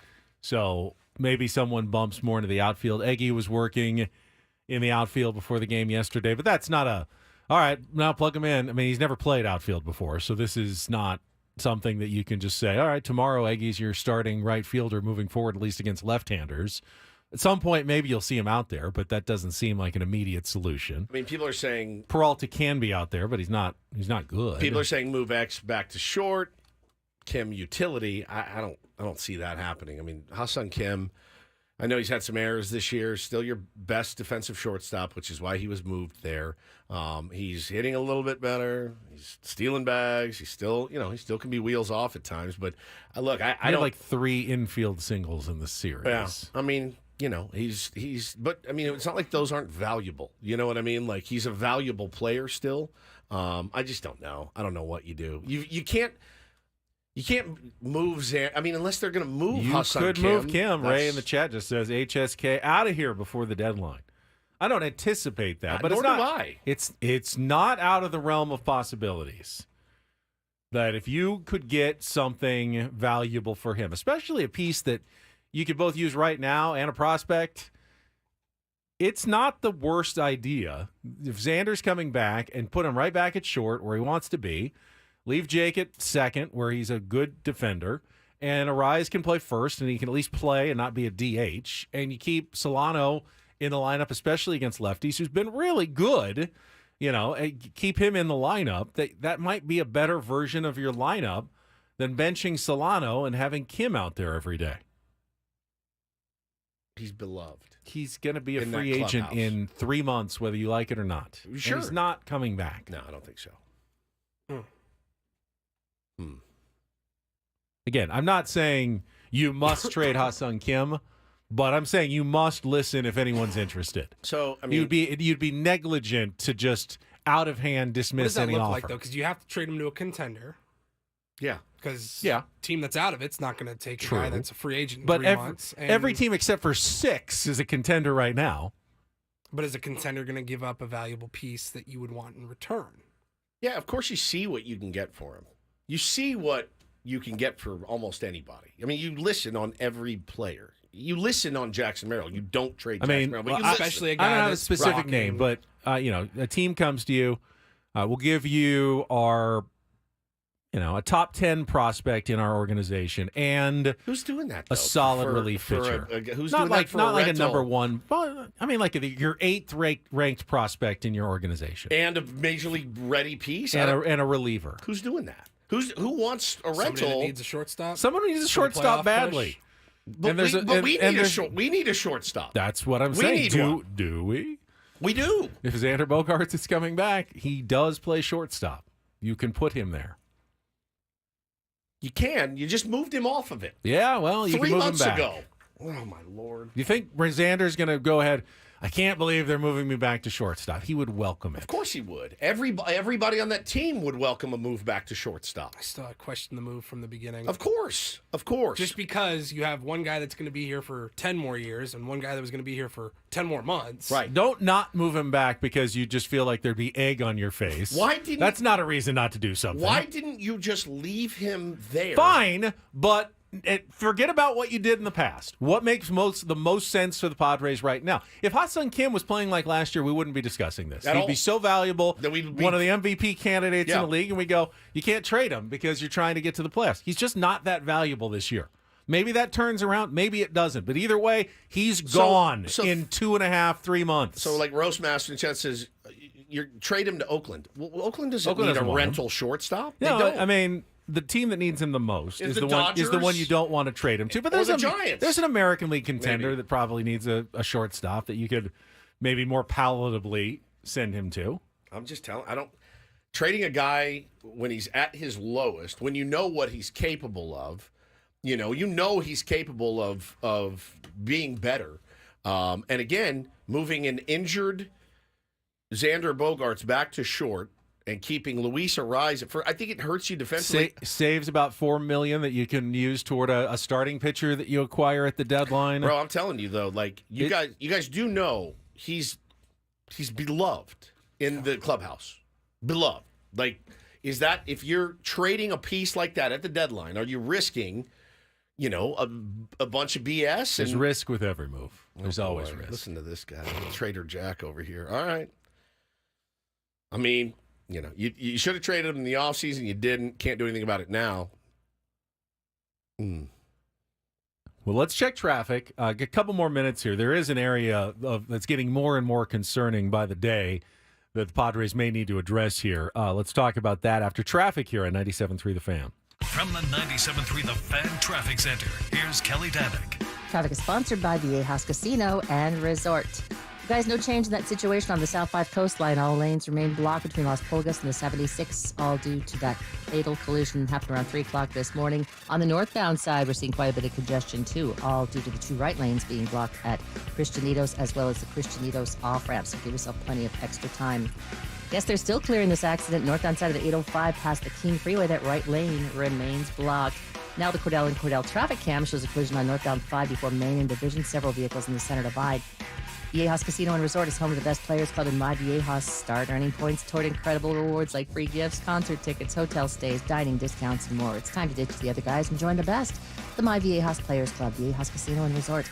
I'm Kelly Donick with Veteran Woods, San Diego's #1 sports station, 97.3 The Fan. I mean, look, you got him for the rest of the year, okay? And if he would take a utility role, he can spell Manny at third, he can spell Xander at short, he can spell Crony at second. He can play any of the which is infield why positions. I'm not just giving him away to shed his salary. Yeah, but you're also He not has getting value. you're also not getting a number 3 starter and a top 10 prospect for a down season I don't rental. know. I'm at least you do listening. know. Though. You can't. I'm You're at not least gonna get listening. It. You're not going to get it. All right, so some good numbers here from Kevin Acey's newsletter.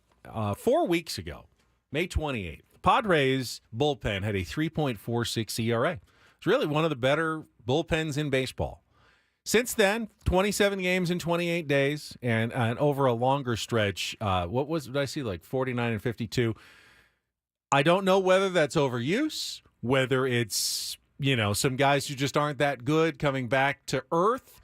But since that day, the Padres relievers have a collective 5.52 ERA over the past 27 games. So 4 really rough weeks. And it's even worse the last 2 weeks, 6.23 ERA over the past 12 games. Only Yuki Matsui has not allowed a run over that stretch in 4 2/3 innings. Johnny Brito, 6 1/3, 6 earned runs. Tom Cosgrove, 2 2/3, 5 earned runs. Enyel, 4 1/3, 3 earned runs. Estrada, 5 1/3, 7 earned runs. Kolek, 5 1/3, 1 earned run. Nice job, Steven. Adrian Morejon, 6 innings, 4 earned runs. Wandy, 5 innings, 2 earned runs. Suarez, 3 2/3 innings, 2 earned runs. Is the bullpen now the most urgent issue facing the San Diego Padres? It was starting pitching last week. Now is it the bullpen with starting pitching being 1B at this point? The answer to your question is yes, all of the above. All of the above. It's all of the above. Holy cow. It's when you put it like that. Alarming numbers. Yes, alarming. But does just the extra days off and the rest can it help fix some of these problems without any moves? Can it circle back? Absolutely. Absolutely. But there's definitely some question marks. All right, we'll continue this discussion. Eno Saris is going to join us in our next hour. Smart baseball ahead. Don't go away. More Ben Woods on San Diego's #1 sports station, 97.3 The Fan.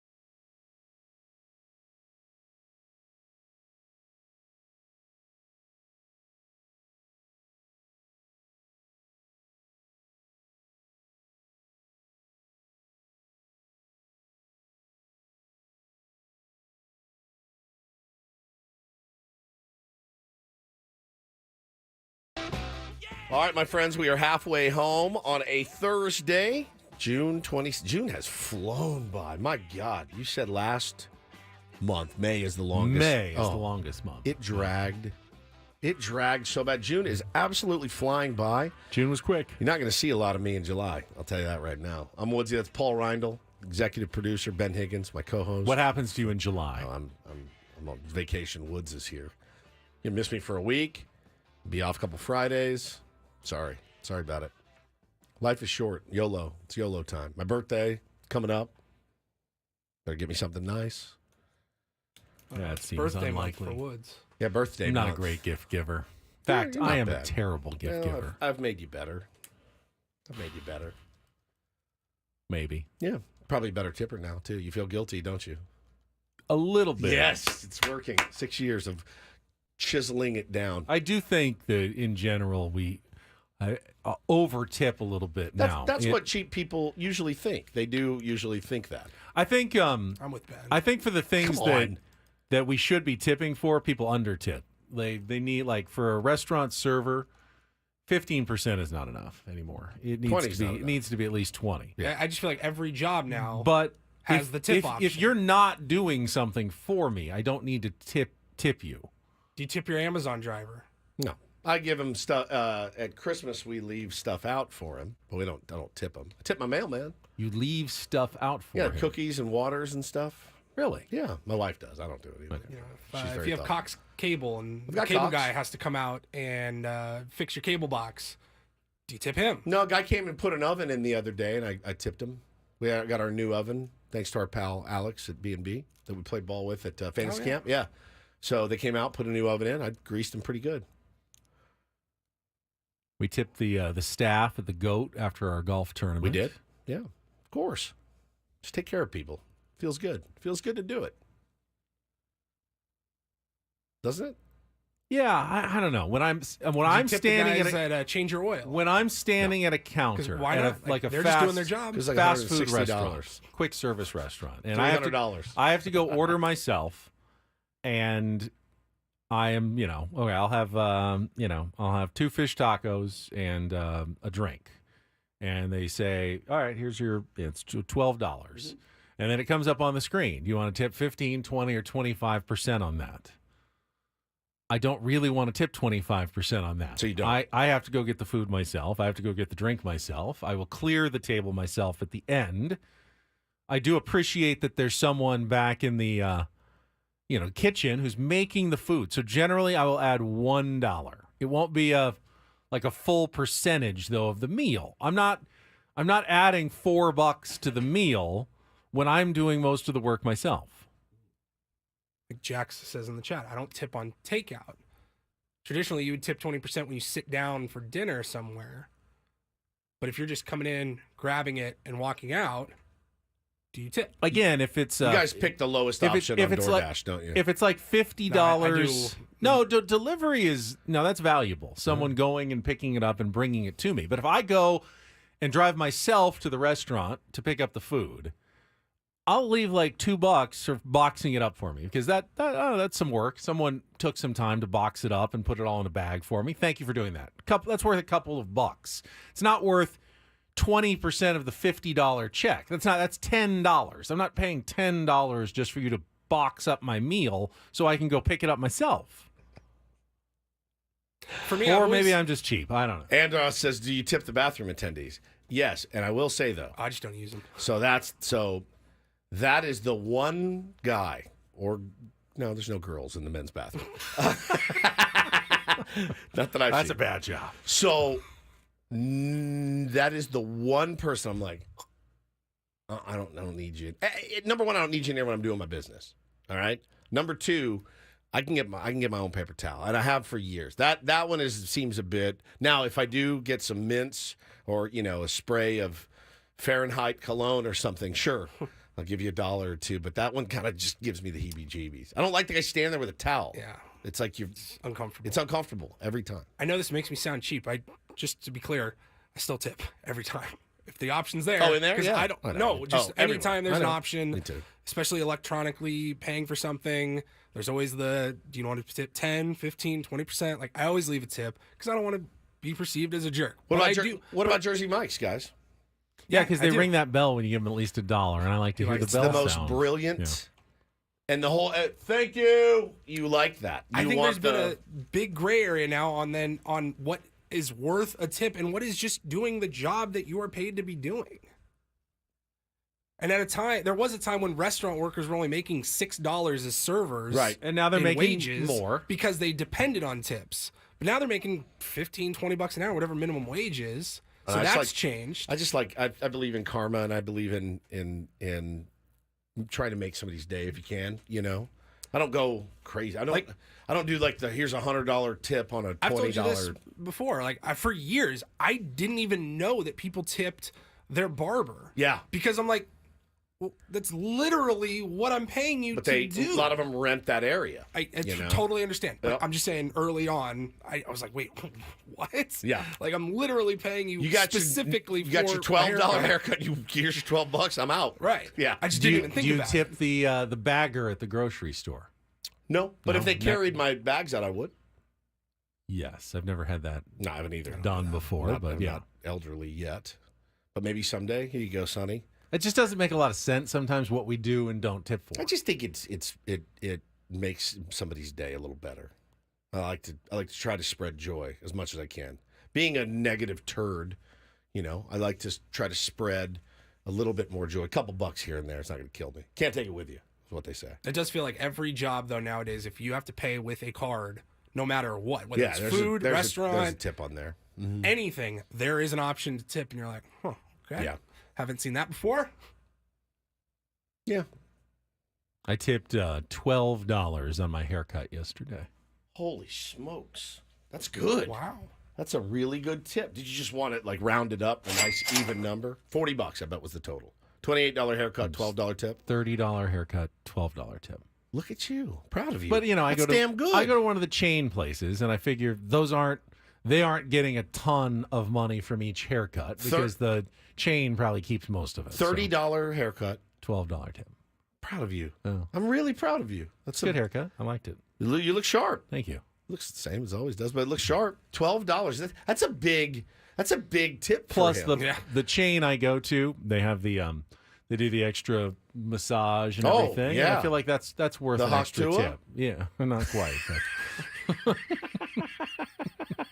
What would you pay extra for that? Hak-Tua. Was it a male or a female? Yesterday was a female, but sometimes it's a male. Okay. Doesn't really matter once you're under that hot towel.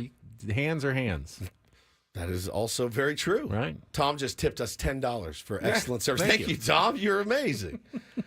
Do I give the mailman a tip / present Christmas? Yes. Tip my mailman. He is a Charger fan. We do have quite spirited debates. When I see him, we wave, we chat. We chat mostly every day. I see my mailman every day. He's a G. See, now I'm always at work.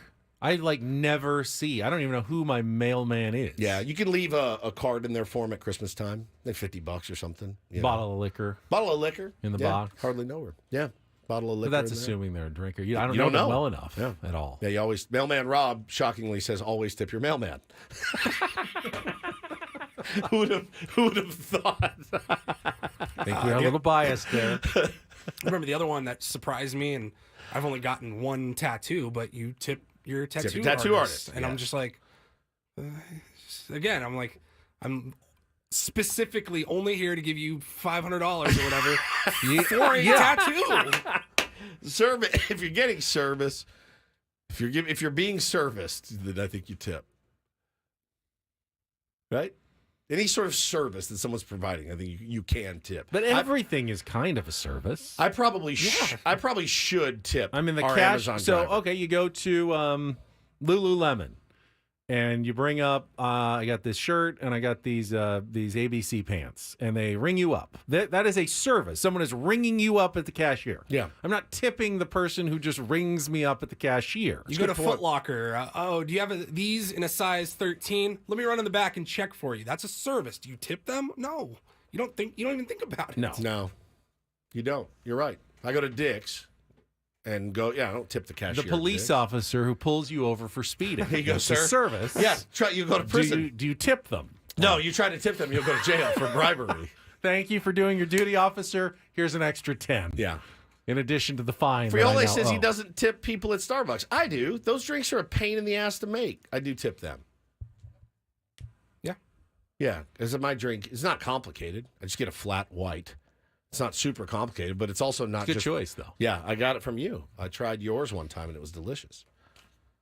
Yeah. All right. Well, listen. It's a weird. It can get weird, and I can. understand it makes us sound cheap. It's kind of like one of those, when in doubt, which is what I usually do. Err on the side of tipping is kind of where I fall. It does get a little, when people come to like put stuff together at your home, like we had the kids' new beds, and they came, and I'm looking at Hannah, I'm like, there's two of them.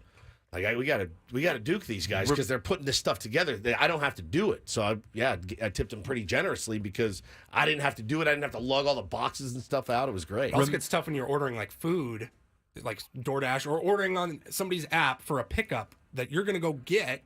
They make you tip when you pay before anything's been prepared. Yeah. Before anything's been boxed up, and you're like, I don't know if this is worth a 20% tip or a 10% tip. Yeah. Remember when we were young and you could get full serve gas at the gas station? It's incredible. You don't have to get out of your car. But I mean, you should probably tip the guy who's paying your gas, but you always had to pay more for the gas. There was the full service price. And there was the self-service price, and the self-service price was like 50 cents a gallon cheaper because you're paying that already through the cost of the goods and services for the person who's coming out to then pump your gas. Right. So if you bought 10 gallons of gas, you paid an extra $5 already. Isn't that essentially the tip? That's the money that's going to that guy. One would think, for pumping your gas. But I don't think it worked that way. I think the boss just took the majority of that. Well, that isn't that the boss's problem? Isn't that the employee? That's an employee boss issue, not a customer employee issue. Then don't get full service. I never did. I never really did either. I did like my windows. There's a couple states still. I think like Oregon, in Texas, you can still get New full Jersey service. or something. You Yeah, still Jersey, like you can't pump your own you gas. have to. Yeah, you have someone to. has to You don't have pump a it for you. Yeah. That's It'll weird. drive you crazy. I can't even imagine. It'll drive you crazy. I can't keep doing that. I can't keep tipping this guy $3 for wiping my windshield. I don't need it, right? Every day. Oh, yeah, tipping's a hot topic, man. Just when in doubt, tip. Won't hurt you. It's a couple bucks. $12 tip on a $30 haircut is very good. It's probably the most you've ever tipped in your life. What percentage is that? Percentage-wise, yeah. That is 40%. Wow. That's the biggest tip you've ever given. I feel confident It's a in good saying service that. On though. anything. It's a good service. How attractive was she? Above and beyond. How attractive was she? See, that's an unfair question. I was just asking. Said it was a female that cut your East hair. County Chris says in the chat, I'm at the airport right now. Should I tip the pilot? Yeah. If you Now, want to I land will safely. say- I tipped the baggage guys. I will say the screen offered me 3 options, $5, $10, or $15, and I declined all of them and typed in my own, which I often do. I'm surprised you didn't go with the 10. I don't like being boxed in on my 3 options of a tip. I will often do other and then type in my own choice. Thank you very much. Yeah. Don't choose for me what I can tip. I'll choose for you what I'm going to tip you. Yeah. All right. Tipping. Always a hot topic. Always. Sure is. So are trades. We'll get back to our discussion. Is Ha-Seong Kim a potential trade candidate before the trade deadline? And how badly do the Padres need another arm in that bullpen? Get to that, and then Eno Saris coming up at the bottom of the hour. More Bennett Woods on the way after traffic on San Diego's #1 sports station, 97.3 The Fan.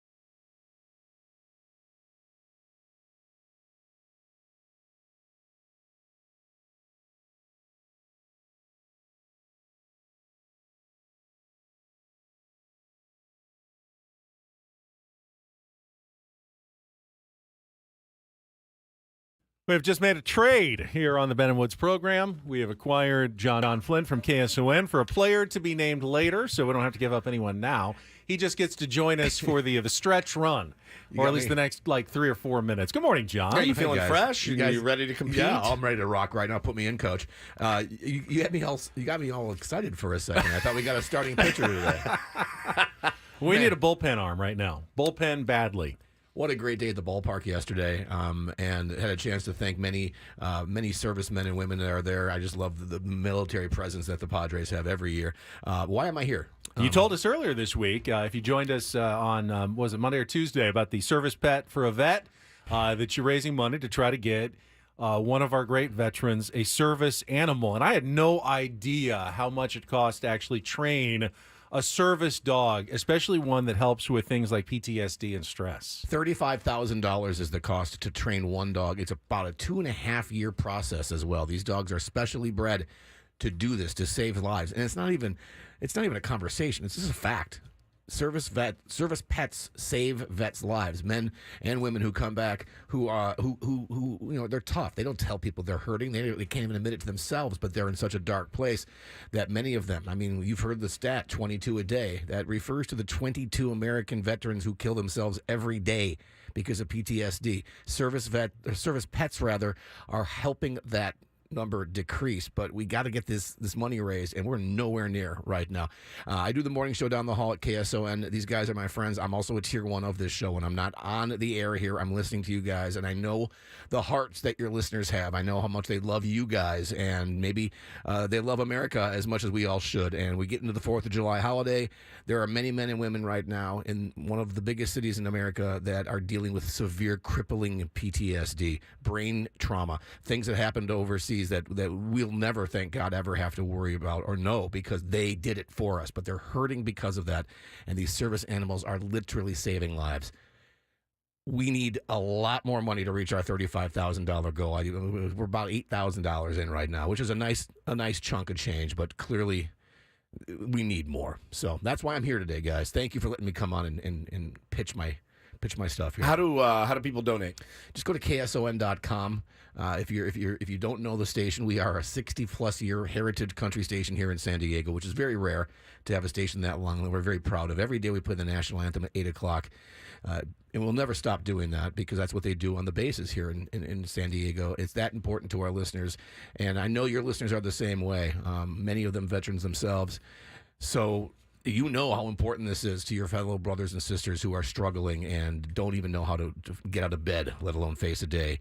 And these service animals are making things happen, man. They can sense when you're having a nightmare before you have a nightmare. I mean, imagine that. Pretty incredible. Yeah, I was able to watch an interview with a vet who was directly influenced by Paws for Purple Hearts, the beautiful San Diego organization that trains these dogs, and that's who we're raising the money for. And he just starts talking about being triggered, things like going under an underpass on a highway, because that's where they used to bomb them, or they used to throw things off the bridges to kill them in Iraq. I mean, things that we don't even think about. Right. And he would get triggered, and as he was talking about getting triggered, and he wasn't raising his voice, but something in him as he was talking about that made the dog first start just nuzzling his knee with its nose. It's unreal. And then jumping onto his chest, because that dog knew, okay, my guy here is having a time right now. He's going to have a time, and it's just it's like a blanket of love and comfort with this dog. I was just happy to be able to see it. Yeah, firsthand. Sure. So go to KSON.com. And then there's a John and Tammy page. It's right there on the front page. Okay, good. KSON.com. John and Tammy's service pet for a vet. We need thousands of dollars to reach our goal. We're going to do this today. We're going to do this tomorrow.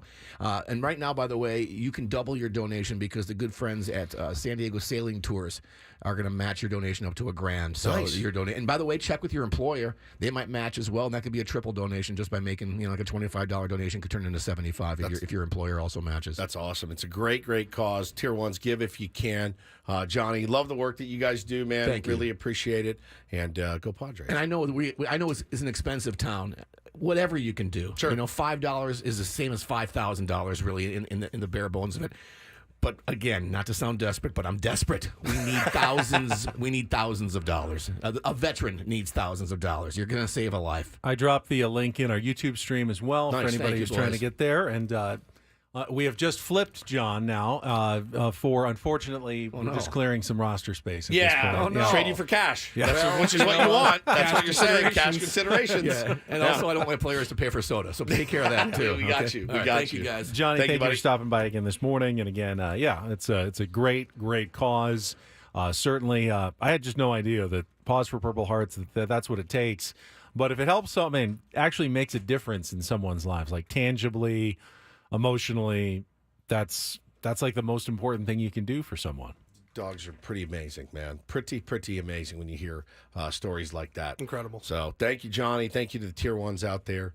Give if you can. If not, maybe share the link to maybe your social group as well. Okay, so yes, I did bring up the possibility that Ha-Seong Kim could be traded before the deadline. More than likely, though, Padres are going to trade from their stock of prospects. If they're going to add to this roster, AJ is going to have to dip again into his prospect capital. And because he's already made two big deals, Dylan Cease and Luis Arise, and he's done so without touching any of his top 4 prospects, there's now kind of a gap between what used to be 4 and now, it's really more like 12 or so in terms of quality prospects. There's a gap right in the middle, the kind of prospect that generally gets you a relief pitcher around the deadline.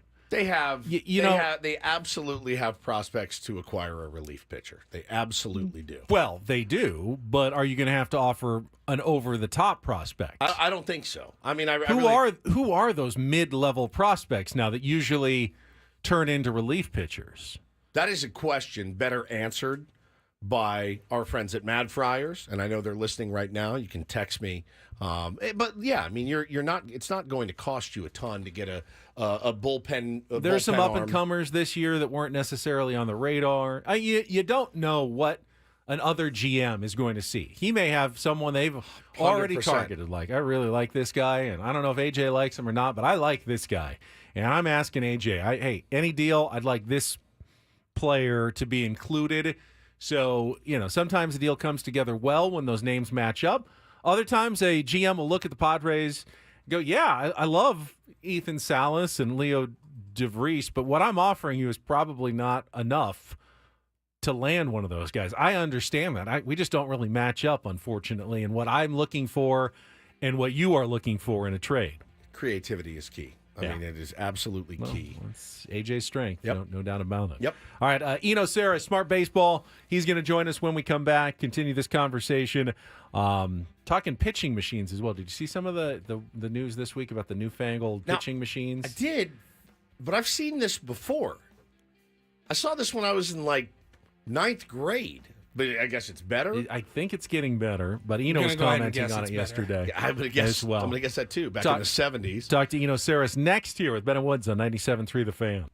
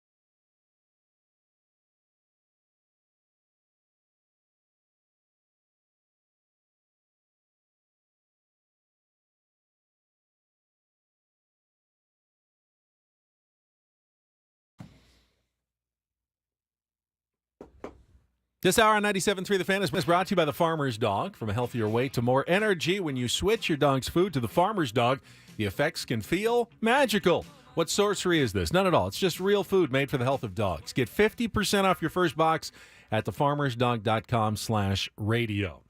He teased last week the big piece with Jason Stark about the drop in offensive numbers in baseball. Going to ask Eno Saris about some of those conclusions today, coming up right after this check of traffic on 97.3 The Fan. From the 97.3 The Fan Traffic Center, here's Kelly Danick. Traffic is sponsored by Viejas Casino and Resort.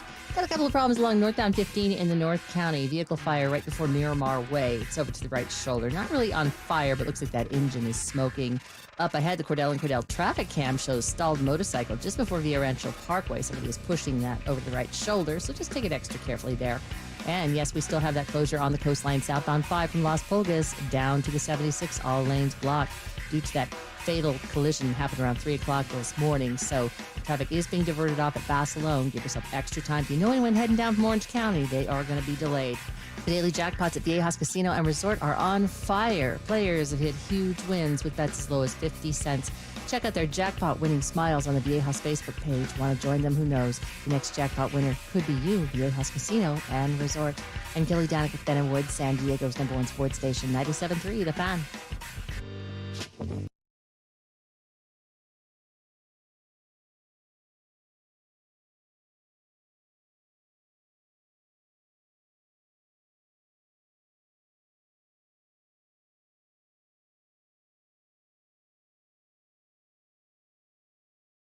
As we welcome Eno in, my guess would be that a lot of Padres fans haven't necessarily noticed the drop in offense simply because the Padres are actually on pace to score more runs than they did last year. I think that's mostly explained through a much higher batting average with runners in scoring position than last year's absurdly low numbers that they put together. But around the league, that's definitely not been the case. And we welcome Eno Saris in from The Athletic for the weekly Smart Baseball segment. And Eno, it is very interesting because they've made a lot of rule changes to try to help the offense, and yet offense continues to trickle away. Yeah, I think that the general trend in baseball, and you can actually point this back to like 1892 or whatever they started playing affiliated baseball. The general trend has been towards run prevention. So the very beginning of baseball, they were like, hey, I would like the ball here. And they just sort of tossed it in.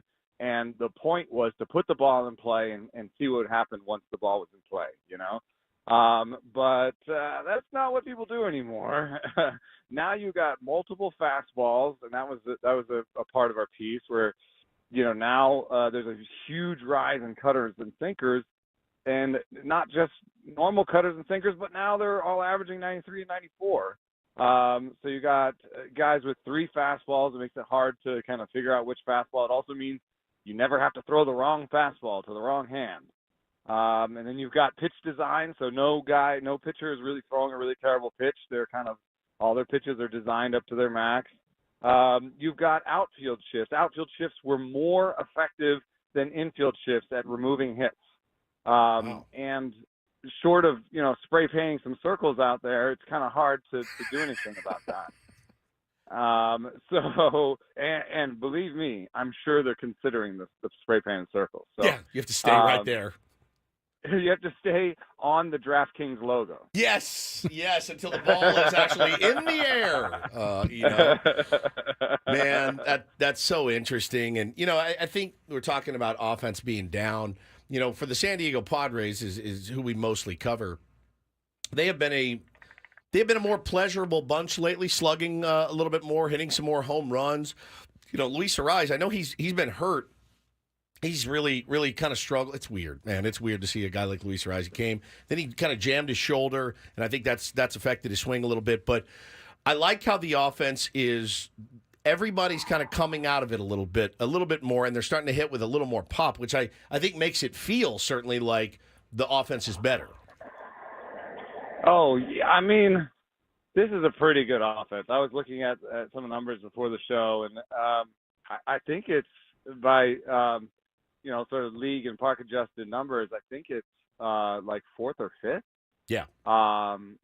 So and what I also like about it is it's kind of it's a balanced offense where you've got your guys that make contact. Donovan Solano's not a big deal, but he's just a guy who makes contact and is better than a lot of people's other bench pieces. You know what I mean? It's like, and you've got your guys that make contact. Once Tatis is back in the lineup, Machado looks like he's, getting back to what he used to be. They're your power threats. Then you got your kind of your two-way threats in Cronenworth and Profar. So, I mean, it's really a nice balanced lineup. And I have nothing but good things to say about it, especially with Merrill kind of coming into his power as it seems right now. Well, you've talked about that. We've talked about that with you for many years now, about the Padres needing different looks, per se, in their offense, different shape, swing paths, and it was really easy for pitchers to game plan against the Padres, even last year with an elite hitter like Juan Soto in the lineup, because it just was all the same, essentially. And now it does feel a little bit different, and it certainly looks different, and the brand of baseball certainly feels a little bit better right now.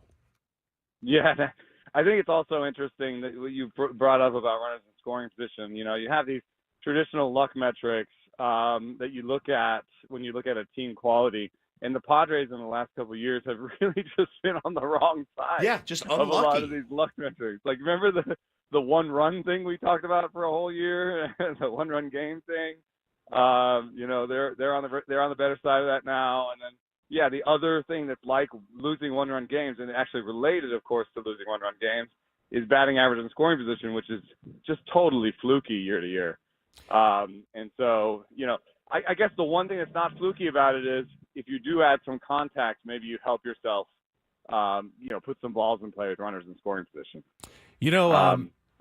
There's a quote in your piece, and Woods just mentioned Luis Arraez, and I would imagine he'd be the ball player who was least happy to see this quote that was in your piece with Jason Stark, and it was from George Springer, who said, quote, "Don't put batting average up on the scoreboard anymore. It doesn't mean anything." If batting average simply went away, I'm not sure that anyone would care about Luis Arraez at all. Unless you watched him play. unless you watched him play. I don't know. There's still a lot to what he does, which is, just really great contact. And so we might be talking about someone, oh my God, he's striking out 7% of the time when the league is striking out 24% of the time. You know what I mean? Like you can adjust that for other league contexts. That's probably the same as somebody striking out 1% of the time, 20 years ago. So, he does have obvious skills outside of batting average. But, I think that the reason that quote exists is because, he's struggling. He doesn't want his batting average up there. Yeah, 195 for George Springer. I wouldn't want it up there either. Yeah. But also it speaks to the kind of disconnect between front offices and fans, really, because front offices, for the large part, do not care about batting average. I would bet you even if they acquired Luis Arraez and they obviously value him, it's not necessarily because of the batting average. It's like, hey, we got this great contact hitter, that we can put in our lineup. So they just speak a different language. Like the front offices speak a different language than fans. And so Springer was like, if you're just gonna put up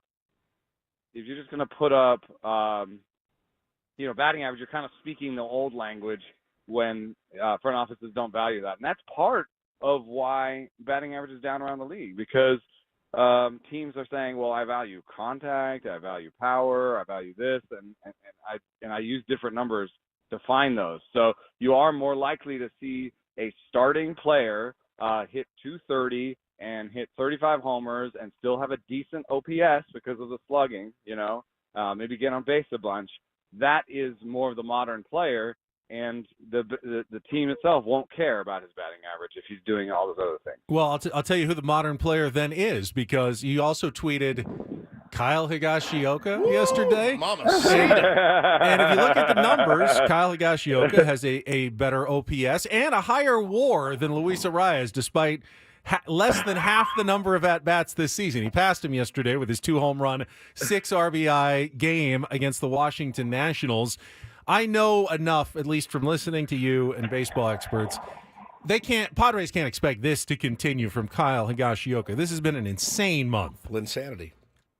Yeah, but I tweeted that there was a bunch of Yankees fans who said that they always loved him. I don't know if that's revisionist history, but probably. I mean, this he does have the kind of skill set that you want out of a catcher, which is patience and power. That's the sort of typical skill set out of a catcher, and the catchers are kind of ready to have that skill set because they see so many pitches, and they know the strike zones so intimately that they're kind of set up to have that kind of approach. So I like his approach, and he likes the Western metal supply builder. He sure does. He wore it out yesterday. Talking to Saris from The Athletic. Let's stay on Padres catchers because I brought it up earlier in the show today.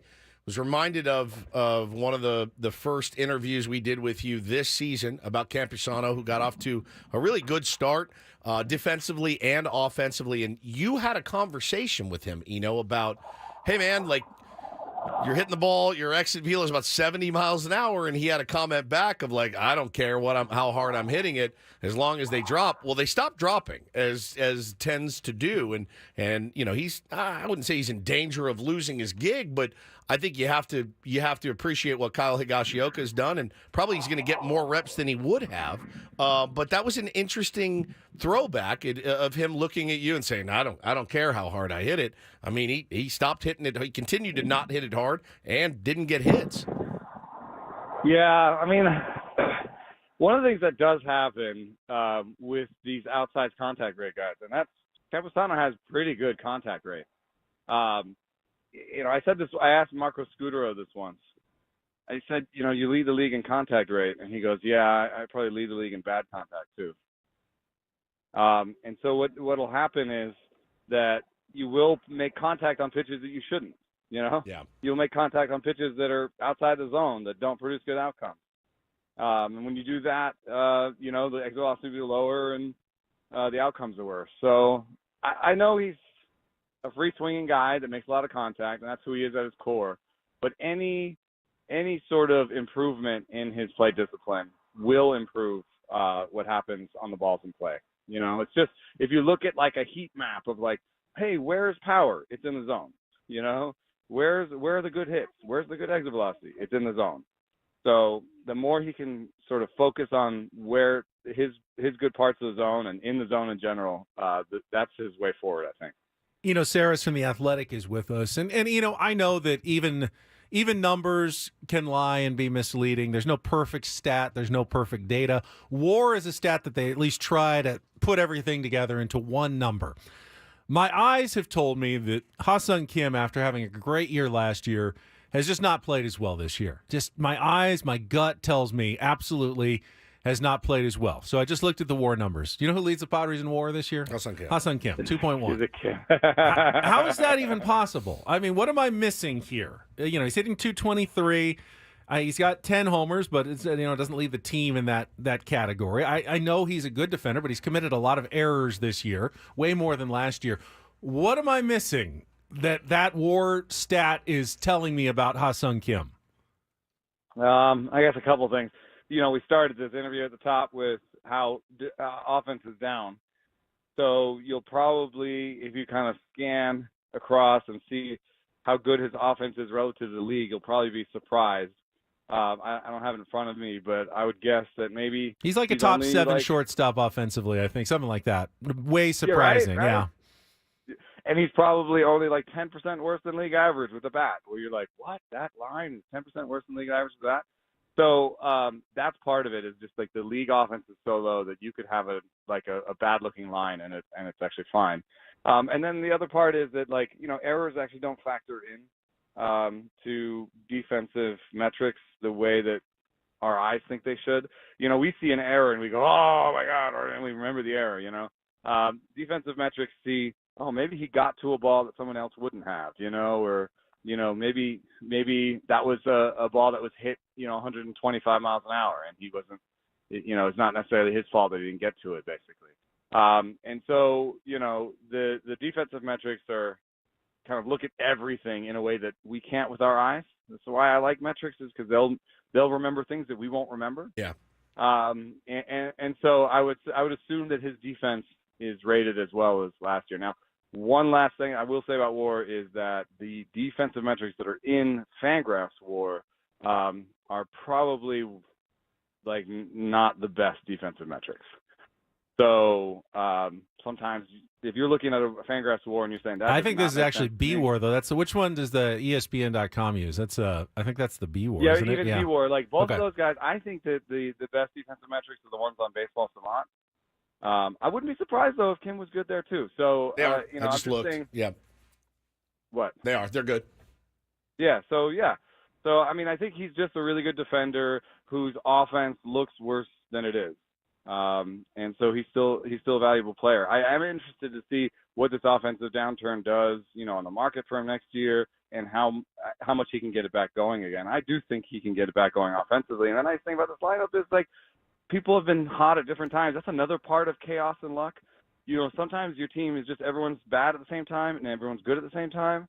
And this team so far has kind of had different people step up at different times. And so Kim's struggles haven't been as important, you know? Yeah, for sure. And so maybe there'll be like a 3-week stretch where you're like, it's Kim's time, you know? That's how I see it. We only have 2 minutes left. I wanted to ask you quickly about the Traject machine, but I guess we'll wait until next week because I did by want to 2 ask you minutes about it that means too. 30 seconds. Ben, I did want to.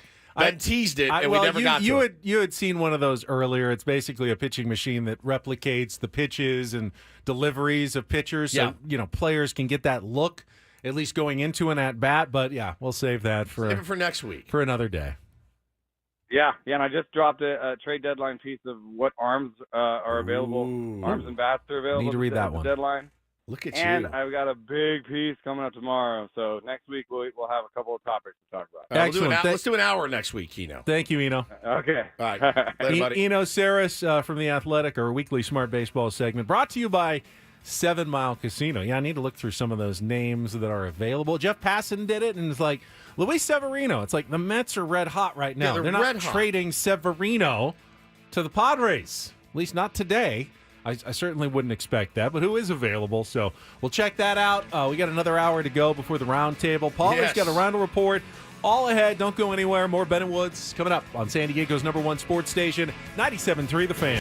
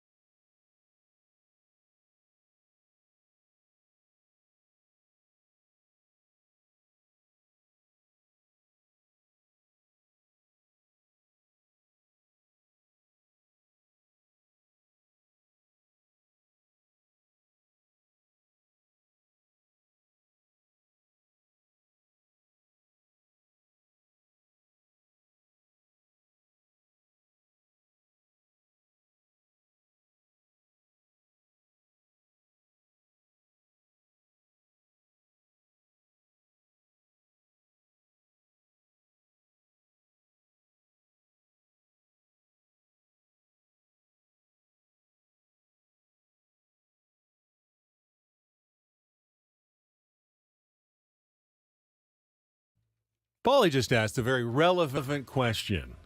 Thanks again to Eno Saris for joining us in our last Smart Baseball segment. Before we get to the Ryle Report, he said, what's the weather looking like in Boston? Pretty sure they haven't put a dome on top of Fenway Park as of yet, which means you are exposed to the elements. They just had a rain out.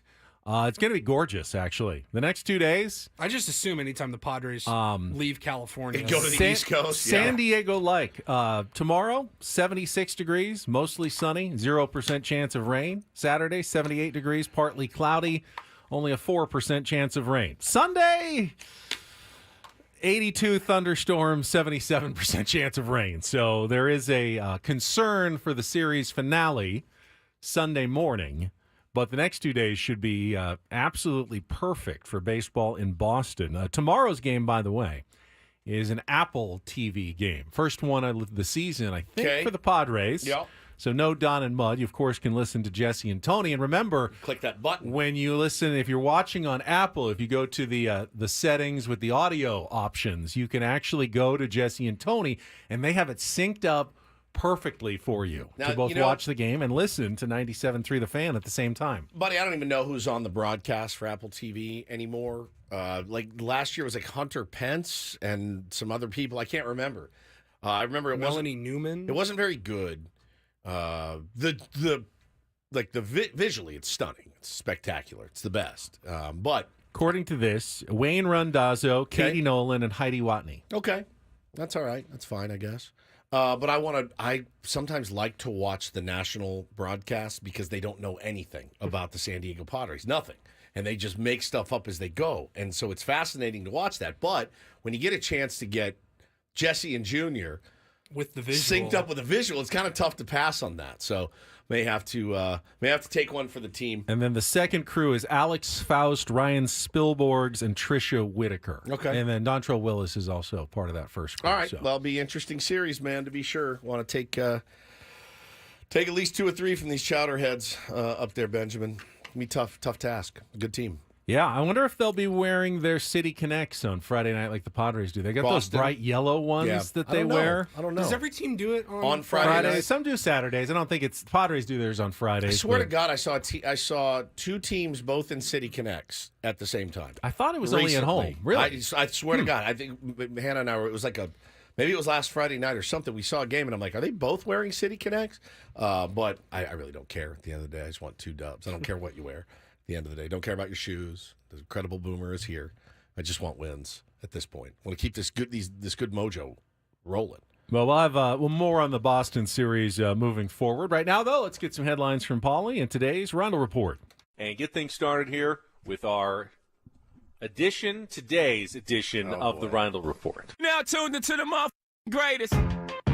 Welcome to the Ryle Report with Paul Rindle. Hi, Paul. All right. 2 stories from the world of sports that we haven't gotten to yet. We'll start off in Major League Baseball. And 1 story that you didn't know you needed. Are you laughing, biatch? It's the Ryle Report Hey, Paul, how you doing? Okay, how are you? on 97.3 The Fan. Are you ready to bless the mood? I need some help, please. That was good. Can I get a yeah? Oh, yeah.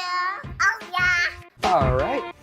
All right. I'm excited for the RR today. Good. Yeah. Good. I got some good stuff for you. We'll start. We were just talking about the Padres taking on the Red Sox coming up this weekend. Speaking of the AL East, talk a little Yankees here. Things are not going well for the New York Yankees. My God, they have lost 9 of their last 12. Yeah. How many games below 500 are they now? 20. No, above. Oh, above. 500, I mean, no.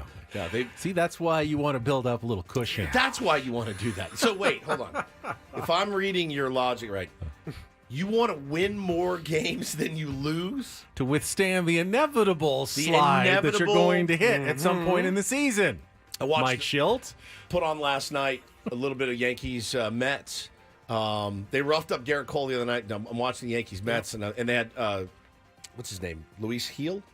And he had been really pitching really well. I mean, bro, next thing you know, it is just knock, bomb.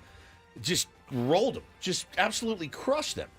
Aaron Judge continuing to play very well, but, I mean, nobody else is really picking up the slack there. And, you know, they're getting their first taste of disappointment in New York this year because they had started red hot. As they say, it ain't how you start, it's how you finish. And this is right in the middle. But there's been teams who have started hot, had a really lousy middle of the summer, and then got hot again at the end. And then won the World and Series like the Texas Rangers last year. Yeah, they lost to the Mets 12-2 last night, but Aaron Judge hit number 30 already. 30 bombs already. Number 30. 30! It was the Yankees' 82nd game of the season. He is on the exact same pace as 2022 when he was going into a walk year, and he hit 62 home runs. 30 bombs on June 27th is bananas. Makes Shohei Ohtani's Insane. 25 look pretty weak, Yeah, very actually, at this pedestrian. point. By the way, And he plays the field. so. Mets fans, and I'm talking to you, Italian Paul. Oh! You are welcome, because the Yeah. Padres Got you on track. really helped turn that team Oh, yeah. around about a week and a half ago. They've barely lost at all in the last 2 weeks, and now they have climbed all the way back to 500, and they are officially part of the National League wild card picture. Red hot. All right, excuse me, drink some water. Let's keep it in Major League Baseball-ish here. There's a game to be played here, and I'm just not sure how we need to do it. So I'll take your guys' input. But the players for the 2024 All-Star Celebrity Softball Game were unveiled yesterday. Okay. All-Star game in Texas, in Dallas. This coming Here in Dallas. Dallas, next month. So we got the All-Star Celebrity Softball Game. Real or fake is the game. Is that I should have done this for real or fake today. Well, you we probably did should this have. last year where Paulie asks us who they are, and we have to guess what they are. So we will do I it don't again. have their titles. I'll have to. Oh, you don't? You don't even know. I have their names. I just don't. I don't. Hopefully, they're celebrities enough that if you Google them, it'll tell you who they are. If you're not enough of a celebrity that Google doesn't even know who you are, you shouldn't be playing in the celebrity softball game. But in this bit, he doesn't have time to go Google each one. There's 25 names listed, Okay. plus more to be announced next All right. month. I already did. When I read the names to myself, my number was 5. 5. I knew 5. Can you beat people. 5? It's just like yes or no. No. Who are they? Let's start with Gina Rodriguez. Gina Rodriguez is a musical artist. No, Incorrect. she is an actress. She's an actress. She is an actress. All right, Very it's one good, for Ben. I them. think I've seen her in something. Yeah, she's an actress. I mean, the name rings a bell, actually. Like, she is in... All right, we don't have time to do this. Keep it rolling. Marcelo Hernandez. Who?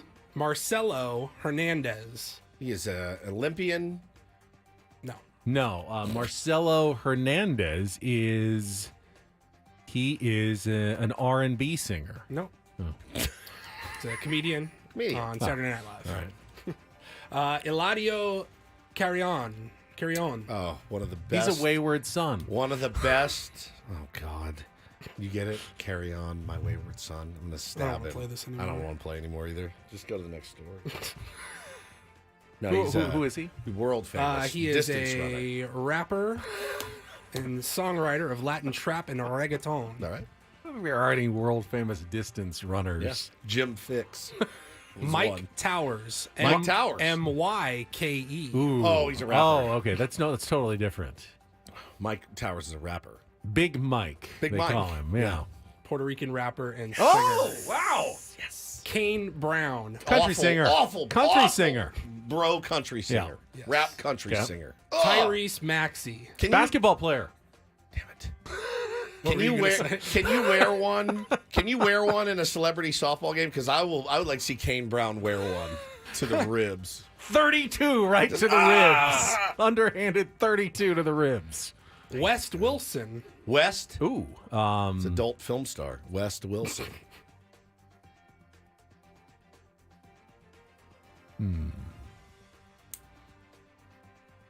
Don't know. I got nothing. Just says TV personality. TV personality. Like you. Yeah. Matt James. That is a Poet. right. He's an author. He's a poet. Yes, he's a writer. Matt James. Google says an American television personality, businessman, and former NCAA football player. Okay. He was on The Bachelor. Ah. So TV TV personality. Right. Yeah. Where are we at? Terrell Owens. Ever heard of him? Yes. Yes, T.O. T.O. Okay, there we go. Camille Kostek. Volleyball player. I think she's also a comedian. Survey She's a says. model and TV host on Wipeout. All right. Woods, you were on Shut Wipeout. up, dude. I want to talk Sports about Illustrated this. model. Oh, I'm going to check. What's her name? Camille Kostak? Yes. All right. Kostek. Tyler Toney. Boxer. No, that's No, James, it's James Toney. Toney. Tyler Toney is a rapper. No, he's an actor. All right. He's Dude Perfect. What? That's his name? That looks like him. What is Dude Perfect? You know Dude Perfect. No. Those guys that do like the extreme stuff. Oh, the He guy is like Dude make Perfect. baskets off like 100-story skyscrapers and stuff. Yeah, Okay. very cool. Garrett Hilbert. Instagrammer. Close. Contest winner. YouTuber. Pretty close. All right. I think he's also part of Dude Perfect. Now that I'm Googling him. Peo Solis. Rapper. Musician. Yeah, I think so. Let me look it up. Yeah. No, I know this one. There's definitely a singer. Can't even find him. Or her.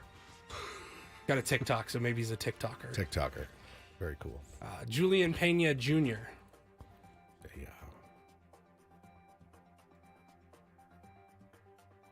It's an artist.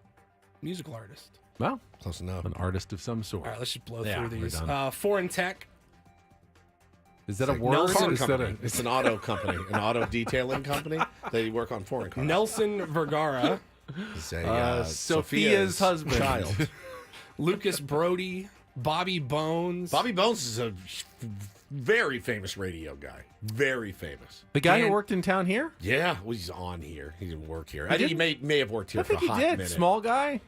He's a little bub. Yeah. I Bobby remember him. Bones, Was like when I worked at the old 91X building. Wasn't he on? I don't know if he has any No, that was connection. Billy Bones. Billy Bones. That was Billy Bones. Bobby Bones is.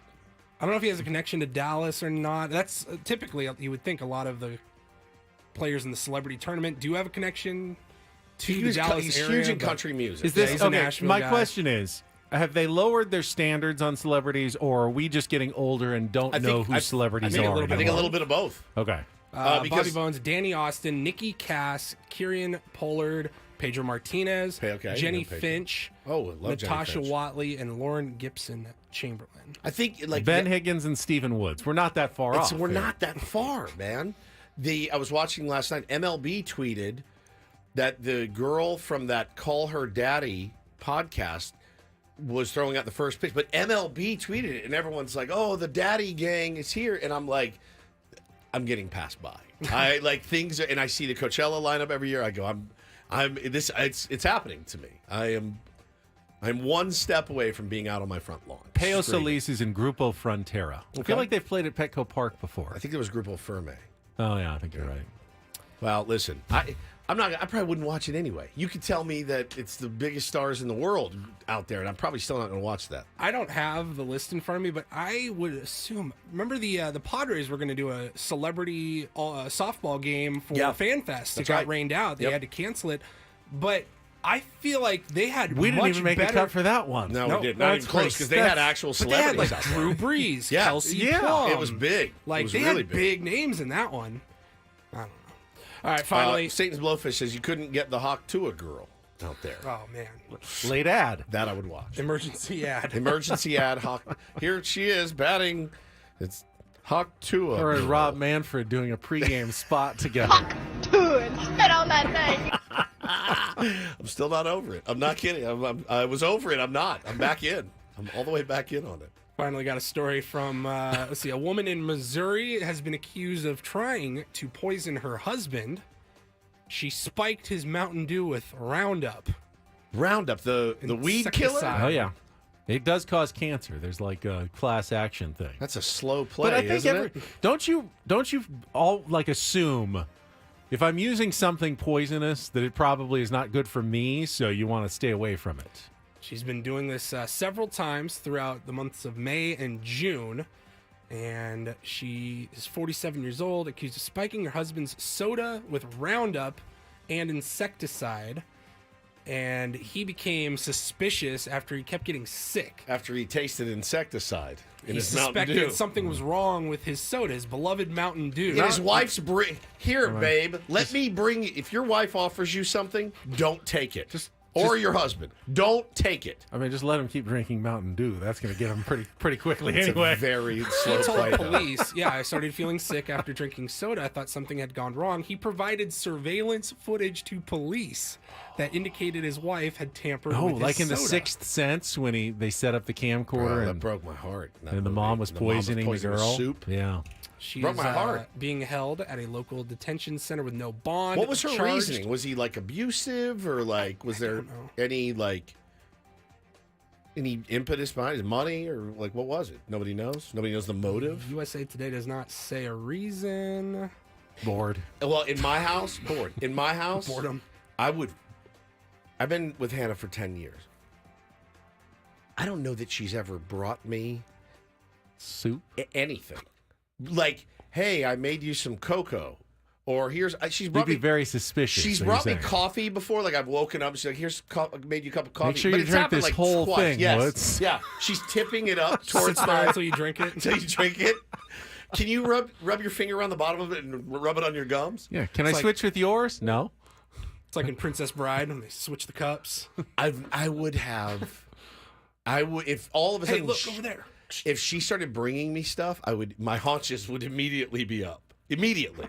I made you a sandwich. You did? Well, what's in it? I'm just gonna sit here until you finish every Yeah, bite. what's in this? I made you some tea.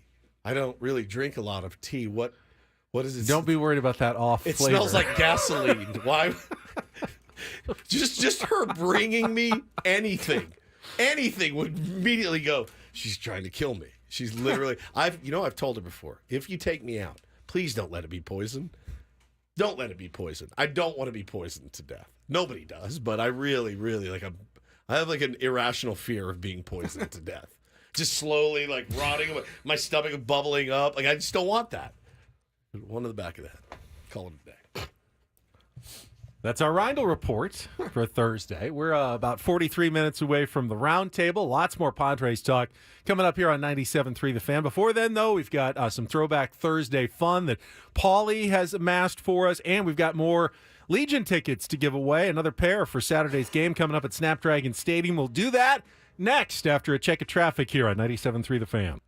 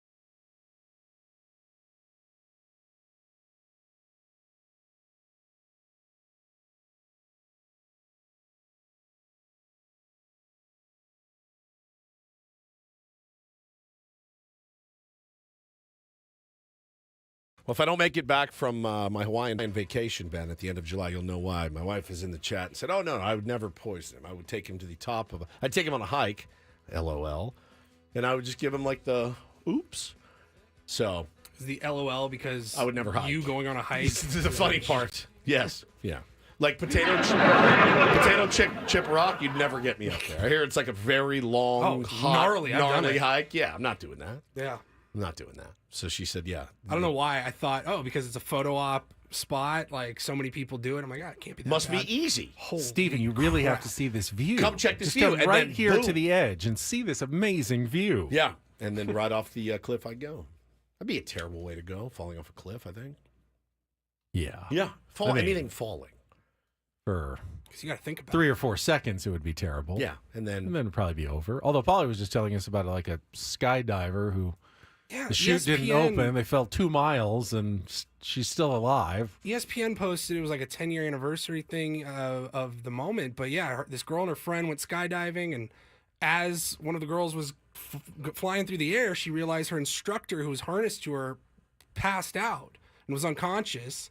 And the chutes got tangled up, and she didn't know if there was an emergency chute. Hit the ground. She jumped out of a helicopter over 2 miles. Helicopter? Yeah, they took a helicopter up. They were 2 miles in the air, and she fell and hit the ground, and is alive today and like able to sort of walk. I guess she's learning how to walk, but it took 10 years. Broke however many bones. I'm like, I didn't even think that was a possibility. If you fall that far, if you fall that, you just. Good. I had a good run. Good run. This is it. It's another way that I've told you I'll never die jumping out of an airplane. I'll never jump out of an airplane. I know several ways that I will never pass away. You'll never catch me. Oh, he didn't make it because he jumped out of a plane. His chute didn't open because I'm never jumping out of a plane. What if we're on like one of those reality shows? But we're not. Like The Amazing Race. But we're never going to be on And there. one of us, like to advance, to win, a chance to win the $1 million. Won't be me. You have to skydive. It won't be me. It won't be you. You drop out at that point. Ben, I went to Chicago, and I had a full-blown panic attack in the Navy Pier Ferris wheel. I hate heights. I don't really like thinking about being, like that. And it was very slow, and you're sitting at the top, and the thing's swinging, and it's not for me. So there's no chance you could get me in a plane to jump out. I have a weird desire to skydive someday. I've never done it. I don't like heights, and I don't even like flying. Yeah. And yet, for some reason, some part of me is like, I feel like I need to do this. Yeah, I've lived on the edge plenty in my life. That's not a way I that would I need to skydive before I bungee jump. I will never I won't bungee do that jump. either. My wife wants to go when we go to Hawaii, and my mother-in-law is pressuring me to go on a helicopter tour. I have a lot of dreams where I am flying. It's a very common dream for me. And the weird part of it is that generally I have to flap my arms really hard to get off the ground. But I can. In my dreams, if I flap hard enough, I start taking off and can get into the air. And I start flying around. And, I looked it up. It says flying dreams often represent a sense of liberation, breaking free from limitations. And I don't really want to be liberated or break free from limitations. I like my limitations. You are a big limitations guy. I'm not craving any breaking free of limitations. So I don't know why I have these flying dreams, but no. It's not just that you have flying dreams. You have. I do have to flap my arms. It doesn't work. Look at me. It doesn't work. I do have. Does anyone else have to flap their arms in dreams? Never. Or do they Never actually once. fly without? I'm just flying. Something has to make me go up. I don't just start floating. I actually have to, work hard, and eventually I do lift off the ground. A ring camera focused on you at night. I don't know that I'm actually flapping my arms in my sleep. But in your head. But in my head, in my dream, I bet you are. I have to flap my arms. I bet you're and moving that it causes some way. me to start coming off the ground and lifting into the air. Bro, this is what AI is for. I need Ben flying through the air is what I need. So yeah, people in the chat are like, oh, you have to go on the Hawaiian helicopter tour. My mother-in-law gave me a look. She's like, you won't do it. And I go, no. And she looked at me like, you won't even go in a helicopter. No. No. What if you were like? What if you were No. elected president and like you had to be, Marine One, and that's how you get places in a helicopter? Look, if it's Marine One, fine. But some dude in Hawaii that's like, sure, man, aloha, jump on in, mahalo. Magnum's friend TC, and I got to his, jump in that and fly around, bro. No chance. I got too much to live for. No chance. I can see Hawaii fine from right where I am on the ground. I don't need to be in some rickety ass helicopter. No chance. But you can access areas that are inaccessible and like see things other people can't see from the helicopter. People are calling me basically. My mother-in-law looked at me, and it was the look she gave me was like, I can't say it, but you know what I'm thinking. She's like, oh, really? I said, you guys can go. You're not taking the kids. I'll keep the kids. You guys go. Have a ball, and hope you make it back. And if you don't, well done. So I just have no desire. None whatsoever. I have parasailed. They're asking if I parasailed. I did that. It was the most terrifying thing ever. I hate it. That's much more dangerous than skydiving, even. Yeah, that was. You're not as far off the ground. I do want to go cliff jumping. I think the safety record is. Is that weird? Much. Yes. Yeah, no parachute. I do want to jump at off all. a cliff into the water. That looks fun. Like 10 feet? 40. 40. The one I saw is 40. Have you feet. ever belly flop from just the regular high dive? Hurts. I would not dive though. I would do a pencil. I would do The pencil? The pencil off the thing. Have you ever gone so deep, like, and you're wondering, can I get back You up wanna to get the back top, up. like, really fast? Scary feeling. The pencil makes you go real deep, though. Yeah, I'm not an adrenaline junkie by any stretch. Not even close. Don't really like extreme stuff. No, it's not for me. Call me whatever you want. Don't care. For the rugby junkies out there, we've got Yes. a pair of tickets to the San Diego Legion versus the Seattle Seawolves coming up Saturday at Snapdragon Stadium.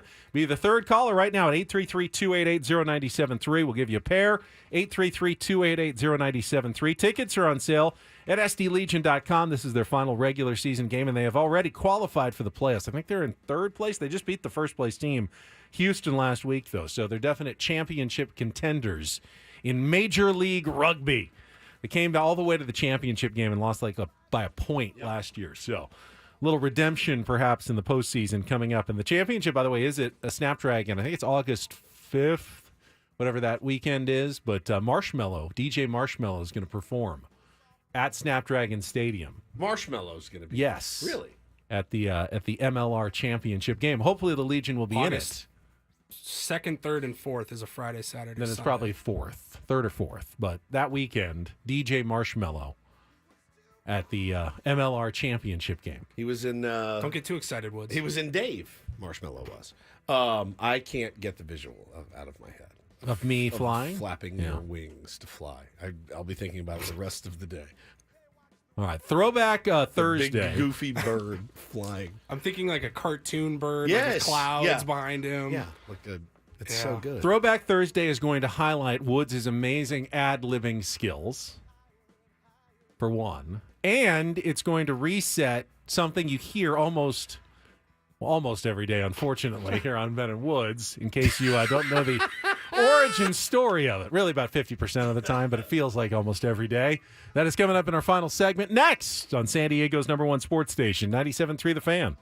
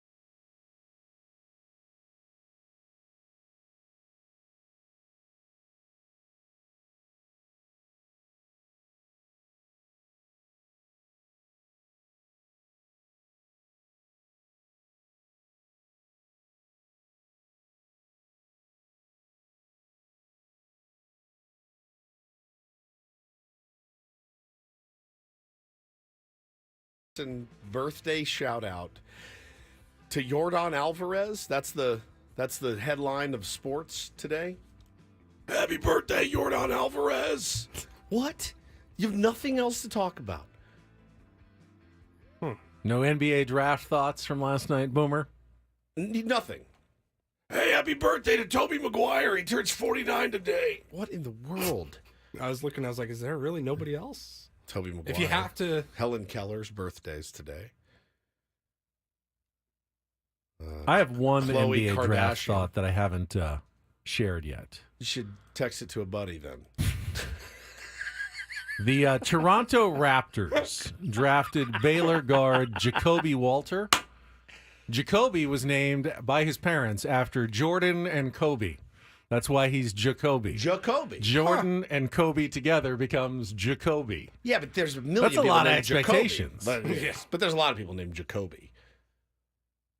Is Like it's a there common name. Yeah, It's not like I did like the Brickishaw Ferguson. or like Lareem. I mean, After Jacoby. Larry Bird and Kareem. Like Jacoby and Myers, Jacoby. Oh, but it's Kobe? This is J-A-apostrophe-K-O-B-E.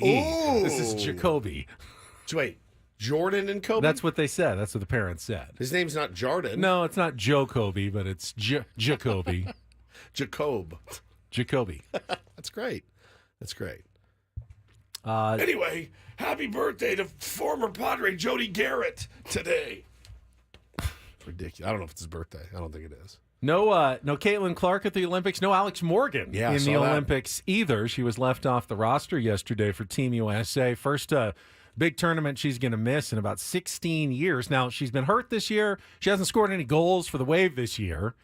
But they just decided that her veteran experience, that value wasn't going to be enough to use a roster spot on her. The Wave do have two players going to the Olympics. Naomi Girma and Jaden Shaw were both selected to the U.S. Olympic team. But not Alex Morgan, who won't be there. Happens, right? In Paris. I think she's... When are the opening ceremonies? Oh, yeah, when are they? I Soon, think right? like 3 weeks maybe. Paris opening ceremony is July 26th. So we are 1 month, just under 1 month out from the I think opening I'm ceremony. more interested in it this year than I've ever been. And I can't really pinpoint why. Probably because I love Paris. That's a big part of it. But I'm more interested in watching it. I don't know how long that will last. You know how I am with things. I'm way into this for 24 hours, and then I'm over it entirely and won't check in again. I mean, it's only 2 weeks for the whole thing, and then it's over. That's for true. 4 years. Wasn't I our Olympic correspondent when we You were, first right started? at the beginning. No, was that World The Cup? World Cup. I was in the World That's Cup. right. That was World Cup. That's excruciating for me. All right, we've got a couple of Throwback Thursday clips to get to. That is coming up right after a check of traffic here on 97.3 The Fan. From the 97.3 The Fan Traffic Center, here's Kelly Danick. Traffic is sponsored by Valvoline Instant Drive-Thru Oil Change, your trusted instant drive-thru oil change. Well, guys, what I'm talking about now is what I've been talking about all morning. Southbound 5 coastline to the Camp Pendleton area. Still going to find all lanes blocked between Las Pulgas and the 76 for investigation of that fatal accident that happened around 3 o'clock this morning. Yeah, investigation continues. Lanes blocked. They are diverting traffic off at Barcelona. Northbound side of 5 through that stretch, though, is open. Hit and run crash on northbound 125 at the King Freeway. The semi sideswiped a Caltrans truck over to the right. So, here's a solid reminder when you see those Caltrans workers out there. Please give these essential workers some space. Slow it down a bit as you pass them. Let's keep them safe out there. Stop by any of the 30 San Diego Valvoline Instant Oil Change Centers. You don't have to get out of your car. It usually only takes 15 minutes or less. Plus, get a free courtesy check of your tires and battery. Visit SoCalOilChange.com for directions and discounts. SoCalOilChange.com.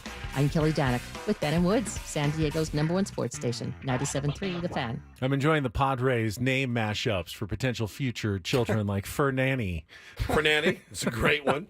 Saw a picture that Manny's wife posted yesterday before, he was about to head out to Boston. And he was holding his little baby boy. And his little baby boy had, I think it was either, one of three things. He vomited on him, or he pooped on him, or it was pee-pee. One of the three, and it was on his shirt. So stain. So Manny's about to get on the plane with the fellas, And he had the little stain there, and I just went, oh, my God.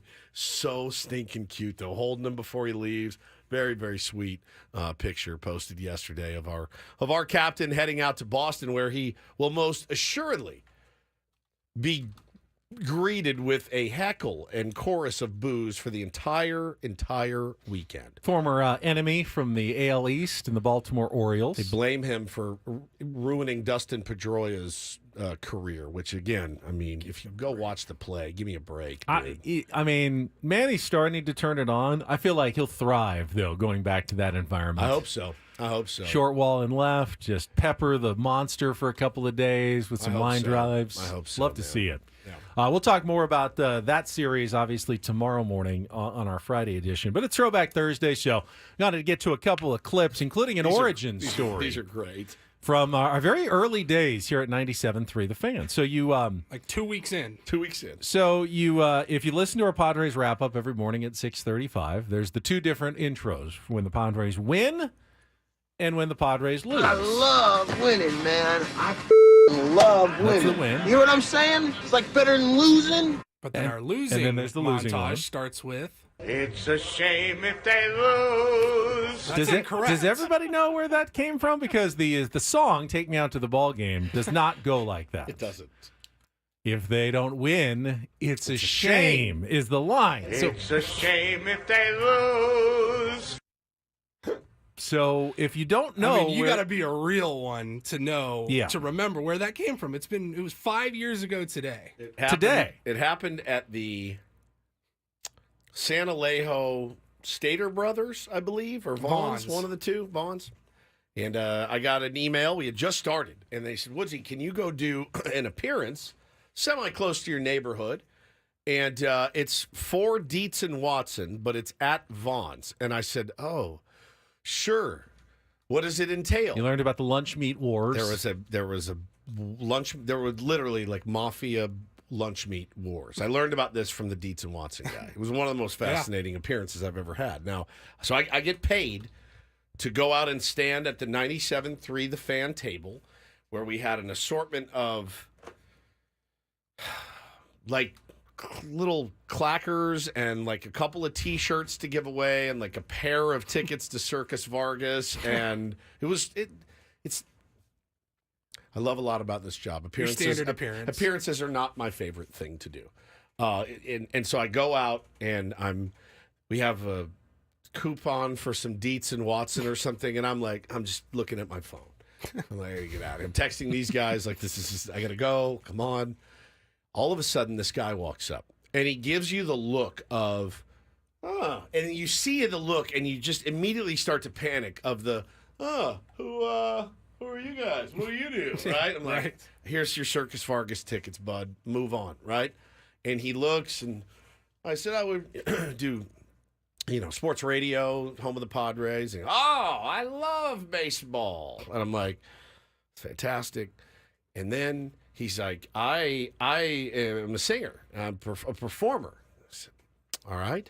And he said, let me sing you a song. And I said, what is happening? Are you on bath salts?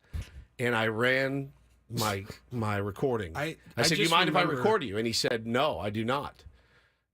Check this out. And he launches into, this is the full-ish version. You still have it, Paulie? Well, I have the full version, but I remember we have the video of it too, which I'm sending to myself right now to put up there because it makes it, I think, even better. But here's the song. Even better. I don't care. Like he just launches into it, and I'm standing there with like this, my mouth wide open. I don't care if I never come back. No. So it's root for the Padres. Other people singing. It's a shame if they lose. So it's 1, 2, 3 strikes, you're out at the old ball game. This is in the amazing. Is this Nathan Lane from the Birdcage? And you know where it is. When you go to the grocery store, it's where they keep the carts. It's like the foyer of the. So it's the echo. It's a shame. He is full on good acoustics performing in there, and people are walking by like, what in the world is happening right now? One of the best appearances I've ever had. Oh my God, that's good. J-Bot says, please play this every time we lose. We literally do. We play it. That's what we play when we lose. But it is just, I like how he says root. Root. For it's root for the Padres. And then you hear him. Very 1920s. You hear him stumble because he can't remember the words. It's a shame if they lose. He just goes for it. It was so good. And I remember in that moment going, all right, this was worth it. Because I texted these guys and I'm like, strap in for what I got at this appearance. It was amazing. Here, I got the video. Yeah. I'm going to put it up one more time I'd like to for hear everybody it. on I'd the like radio. to hear it again. But if anybody wants to watch it.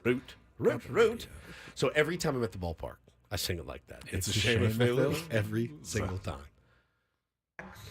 I don't care if I never come back.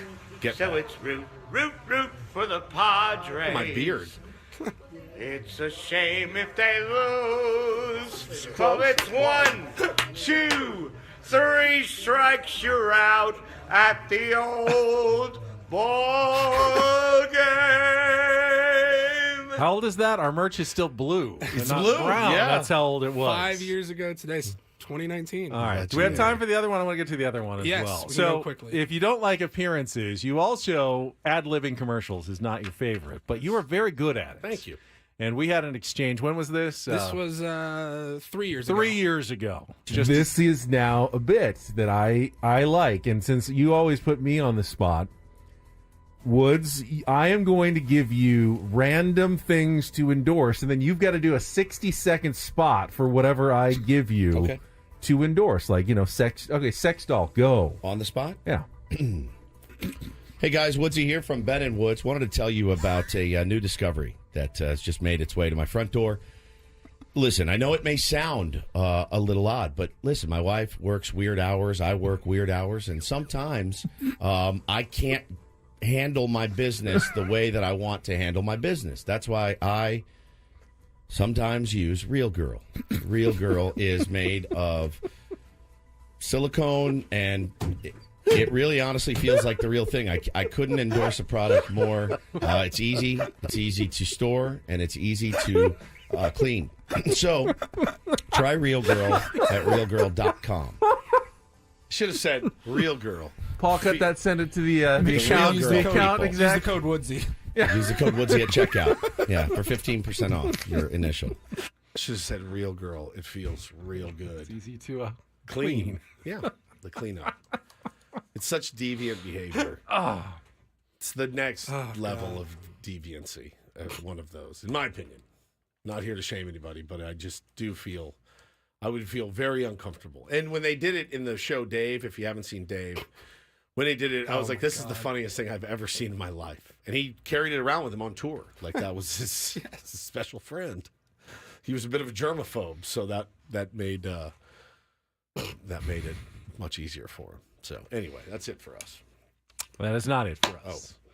Might be it for Paulie, or he may be Pauly's actually done. sticking around for a while as well. You want to take my spot on the round You guys table? have heard the traffic reports today. There Yeah. was a fatal accident Unfortunately. near Camp Pendleton. Braden said he's stuck in it. He said, I left at 4:45. And He his had to go to ETA is like football practice. 11:15 a.m. this morning because it was stopped. Like 2 hours had gone by. He's like, I've moved 50 feet. There's no exits. Like you may be- Camp Pendleton. You may be Italian running. Paul's coming in for backup. IP is. Oh my gosh. Yeah. Okay. Either way, we're heading out to the sound space for the weekly Roundtable Pizza, Padres Roundtable, with all your 97.3 The Fan hosts, minus, of course, Tony Gwynn Jr., who's in Boston with Padres. But the rest of us, we're talking Padres baseball for the next hour. We'll be back tomorrow morning at 10 a.m. or 6 a.m. until 10 a.m. to wrap up the week. But that's it for us. Hopefully it for Paul Reindl. For Stephen Woods, I'm Ben Higgins. Talk to you momentarily right here on San Diego's #1 sports station, 97.3 The Fan. So long, everybody.